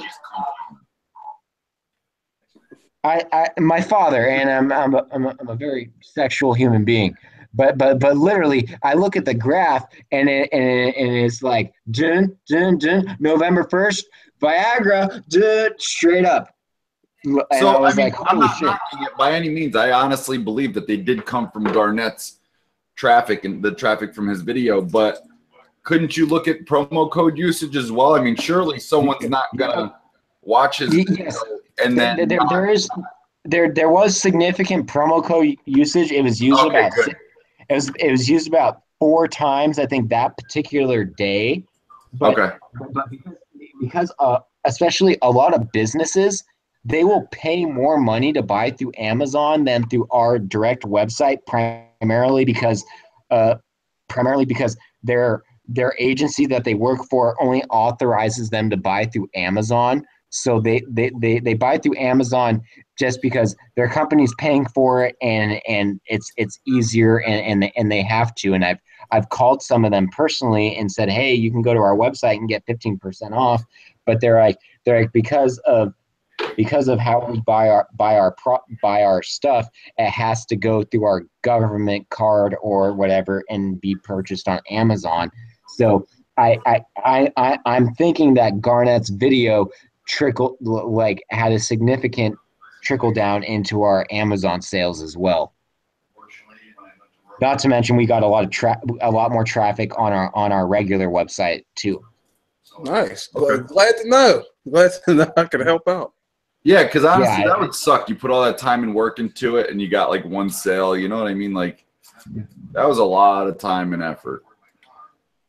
Yeah, there's no way for me to find out which Amazon orders were originated as a result of Garnett's video, but I definitely saw. I think we got like 4 orders or something using Garnett's coupon code in 1 or 2 days on our website directly. So I can only imagine how that may have translated into Amazon sales. I can't measure that, but I strongly believe that it definitely contributed. Absolutely. I'm sure it did. Yeah. I might be able to look some of that up, because if I'm not mistaken, YouTube might sometimes they put that little row of advertisements right below your video. Uh-huh. And it's relevant to the product. And then you can track it. Yeah. That would be cool. because my boss is really he's really about tracking data in terms of what landing page did they go to, and then where did they go to after that, and because we're trying to learn what content we need to add or remove to propensitate or incentivize people to purchase our product. And we understand that the more clicks you have to go through, the less likely you are to make a purchase, because everyone's time is valuable. Yeah, millennials have to have a one-click option. You can't click 3 or 4 different links to get to something. They're done after they click the first link, and they don't get to the right place. Yep, absolutely, and that's what I'm trying. That's what I'm trying to create. I'm telling these people, I'm like, you can get the sales, but keep in mind that these are people like me. They want it short, fast, and sweet. So if it's more than 2 to 3 clicks, you're losing them.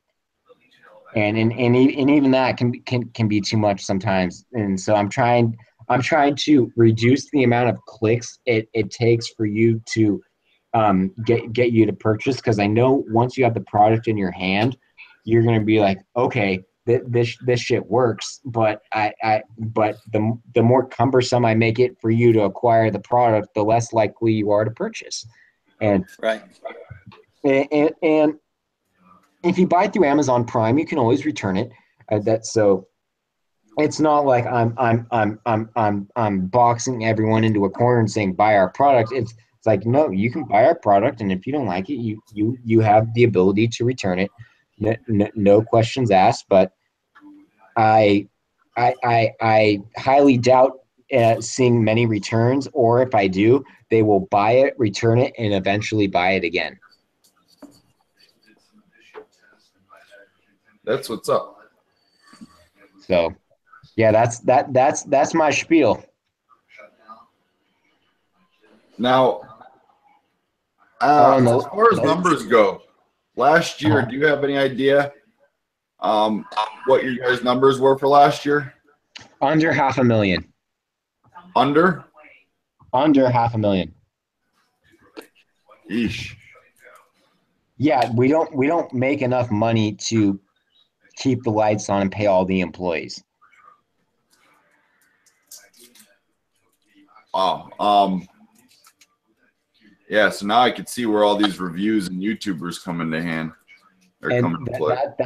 That's why they hired me to reach out to you guys, because my sister works as a senior cultural strategist for Taco Bell. So she actually has a background in marketing.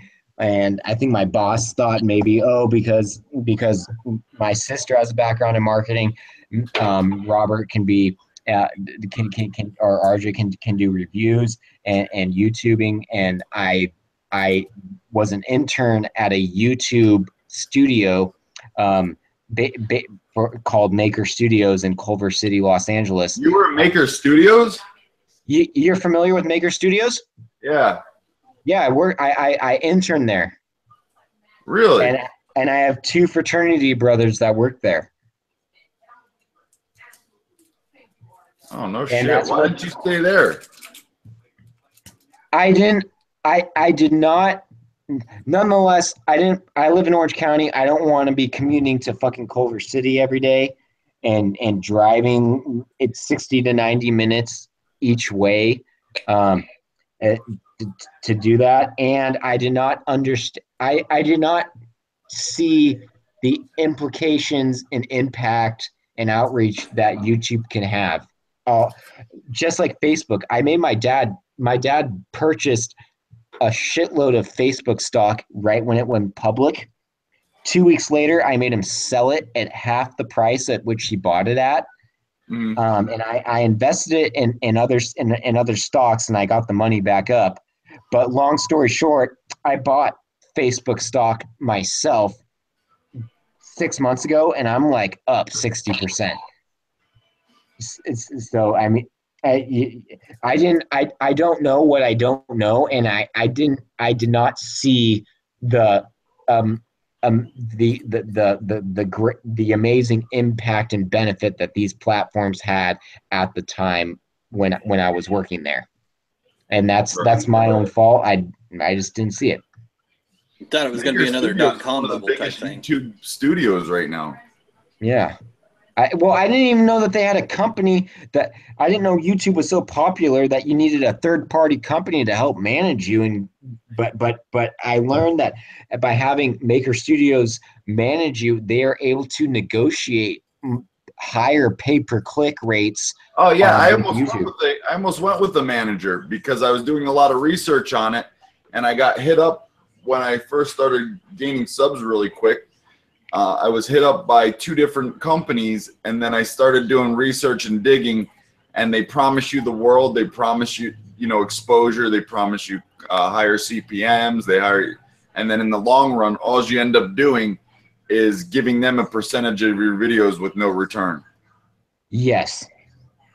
And unless they're going to be able to negotiate like double the pay-per-click, with Google as opposed to what you were originally getting, then they're gonna eat into your profit margin. But then they might hype up, oh, we're gonna get you more subscribers and viewers. And if they do that and the numbers work out, that's great. But it all comes down to, do the numbers work out? And it doesn't. With them, I don't know their business model, but it doesn't seem like it works out for everyone. BBC is one of the most crooked companies. So Garnett or any of you guys, if you guys get hit up by BBC saying they want to manage you and this and that, yeah, there was a good year there where everyone jumped right on that wagon because it made you feel special that there was companies that wanted to reach out and manage you, but all they were sharks. And as soon as you sign that contract, you cannot get out of that that 1-year contract. No matter what you do, you are stuck in that 1-year contract, and you have to give them 40% of your earnings. And that sucks. The only thing I would say is it doesn't hurt to shop around and read the fine print of their contract, because you can always walk away and say no. Because I don't know if all of these YouTube management companies operate the same in terms of taking more profit, because they tout themselves on they advertise their services as if they are going to help you make more money. And I would want a clause in there almost that if unless you are going to generate more revenue for me as a result of using your services compared to being on my own, then you should not be paid any royalties, because you did not give me any additional benefit than what I could have generated on my own. Right. They should look at your statistics from beforehand, and then anything they make you extra above and beyond that, they should take a percentage of. But anything before that is generated by you, and you're able to do on your own. So I see where you're coming from with that as well. Yeah. So that's, again, that's just the nature of the beast. But it sounds like, and unless you're like really big, I don't see a substantial benefit unless you have like tens of thousands of subscribers, I mean, there's got to be a certain metric that you need to be at before one of those services can actually benefit you, as opposed to eating into your revenue. Right. If you go right on the Social Blade, they offer managing places like that. Don't ever go for it. Yeah, it sure might make you feel good, might make you think you're somebody, but it's going to eat your revenue. And then what if you blow up? Say you end up blowing up that year, and it was no thanks to them. Well, they get 40% of your crazy ass earnings that you earn, and they didn't do nothing for you. Yep. And I when I worked there, all of like the big boys, they're driving fucking Porsches, Maseratis. They're making a shitload of money. Dude, the amount of money in YouTube, if you become successful, it's unbelievable, dude. And they're not even content creators. They're managers, or or middlemen almost. And it seems like they're making more money than the people that they're benefiting. And then if you're living in your $5 million mansion, driving your $150,000 car, that sometimes can take away your incentive to give more revenue to your users because you're getting greedy. Yep. I know I might be shit talking a company that I used to work for, but it's the reality of the situation. Yes, it is. Yeah, there's actually a YouTube channel called Toolbox Tours. And what he does is tell people, hey, I want to put your Toolbox Tour on my channel and you'll get extra subscribers from it. But his channel's monetized. So instead of them clicking your Toolbox Tour on your channel and paying you, they're actually paying him. Yep. And all he does is leave a little link in the description about who it is. And most people don't check the description for anything. Unless you tell them, hey, this guy is down here, or I have my social media accounts in the bottom in the description, then they might check you out. But nobody checks those fucking descriptions anymore. All they're doing is turning around and making money off of your Toolbox Tour. I kind of have to disagree with that because all my earnings from Amazon comes from people looking at my description. Yeah, but you tell them that you have the Amazon links in your description. Oh, yeah, that's true. Toolbox Tour doesn't say, hey, this is Bruce Allen's Toolbox Tour. His link's in the description. They just show your Toolbox Tour. Then they never check out your channel because they never click on the description. I think Keith mentioned him to me, right? And it was crazy because I went to look into it and I was like, sure enough, I saw my Toolbox Tour there, right? Yep. But when I clicked on it, it brought to my channel. When I clicked to watch my Toolbox Tour, it brought me to my channel. It wasn't his channel. Yeah, that's because he used to have a playlist. He used to have a playlist, and that's how it worked. And then he figured out he could monetize the video if he re-uploaded it as one of his videos with your permission. Well, nobody's getting my permission to use my shit like that. I don't mind. I'm telling you, I don't even care about subscriber count anymore, man. I really don't. So nobody's can finagle me with how many subscribers this or that, because subscriber count at the end of the day doesn't matter. No. It's all about the number of minutes, total minutes watched now, right? Yeah, minutes watched. That's YouTube really wants you to make 10-minute videos. They push and push and push for people to make 10-minute videos, because then you can stuff an extra advertisement in there, and the more advertisements you play that get played, the more money they make. Yep. I subscribe to YouTube Red just because I'm on here so much, and I don't want to deal with that bullshit anymore. I got used to that too. YouTube Red, it's like the first 3 months are free. What is that, Knockers? This is a screenshot of a company on a website using my fucking video to promote their free deals or free tools in the fucking mail. Oh, you need to hit that company up. Yeah. Yeah, because if they're using your content, you should be getting a royalty, right? Right. There are people don't realize, like, there are still laws to YouTube. Like, you can get in some serious shit for you know what I mean, like copying YouTube videos and stuff. Needless to say, like when I was mad at Junkie, like I said, if he does one more thing to piss me off, I'm gonna make his own merch with his own logos and him getting butt fucked by somebody else. And I'm gonna start making those shirts and produce them. I cannot get in trouble for that. But if I took a clip of his video and put it in my video and wasn't transformative at all, then I can get in trouble. Yep. But if I take clips from his video and I give my opinions on those clips from those videos, I cannot get in trouble. It's weird. Like, it's really weird. But there are some serious lawsuits that have happened on YouTube before. Just watch H3H3. Yeah.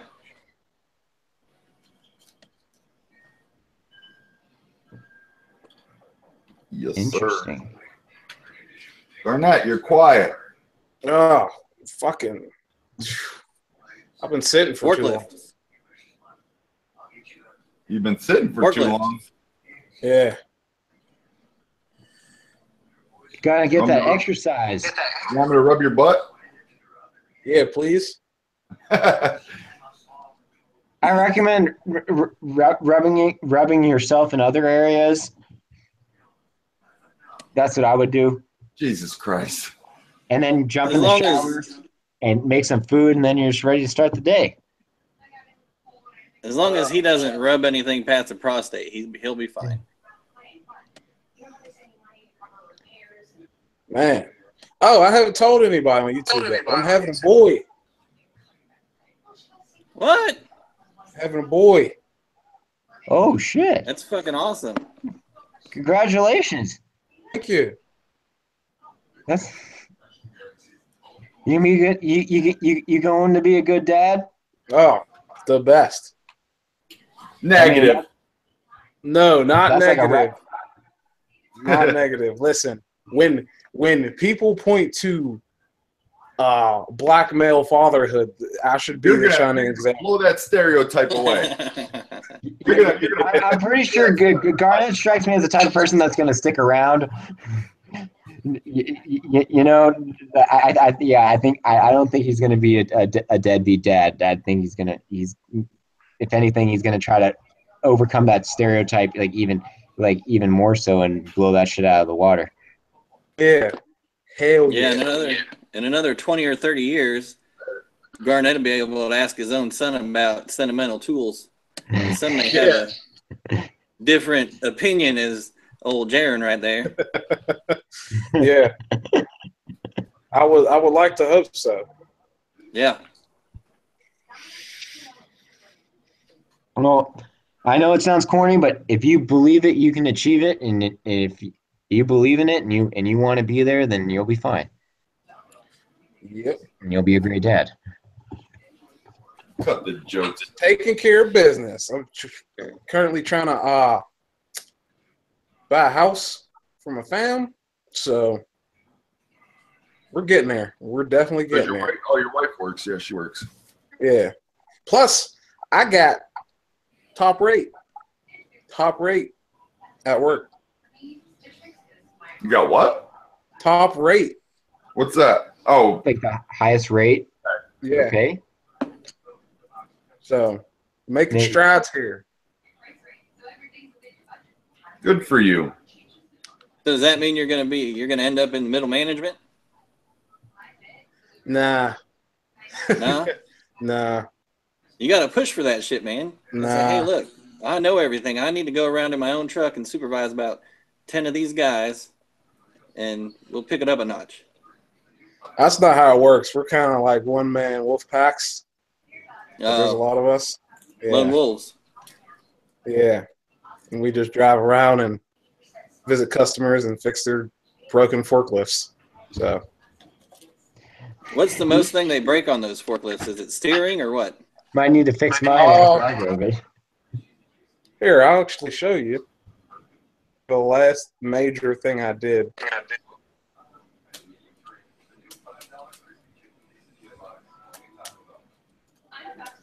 There we go.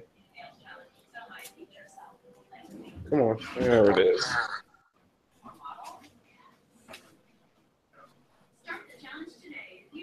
You gotta say something. That's a Mazda engine. I had to do the head gasket. Yeah, I was like, that looks like an engine block. Yeah. So I had to tear that all apart. We usually don't do these on site at the customer, but the customer insisted that it be done on site. So, I bet they paid for it, yep. but you gotta do what you gotta do sometimes. Damn. Yeah. So do you service both the battery or the electrical battery operated ones and the gas? Yes. No, that's all propane, isn't it? Yeah, well, most of them. Pretty much all the newer ones. Gasoline, they pretty much phased gasoline out for forklifts. You can still get it in a few options, I do believe, but not many. All of our forklifts at the last place I worked at, they were all fucking propane.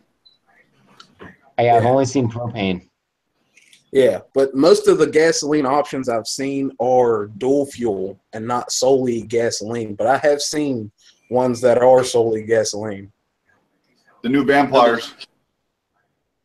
They're the new ones. Vampliers. Precisions?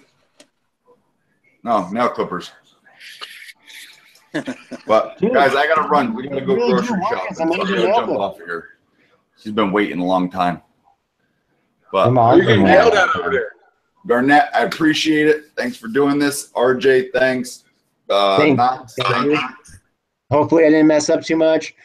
No, not at all, dude. It was actually it was fun. Thanks for having me. I appreciate it. Again, everyone in the comments, go check Garnett's link is right there. Just click on it. It's right there. Make sure you I appreciate it, guys. Subscribe to his channel, share his channel on your Facebook and other social media so we can help get this thing out here. Because Garnett and I have a goal for next year, and we might tell you what that is later on. But so if we can make something happen, then we might have a really cool video. But anyways, go ahead and do all that stuff, and we'll see you guys later. All right. Later. Later, fellas. Bye, guys. Peace.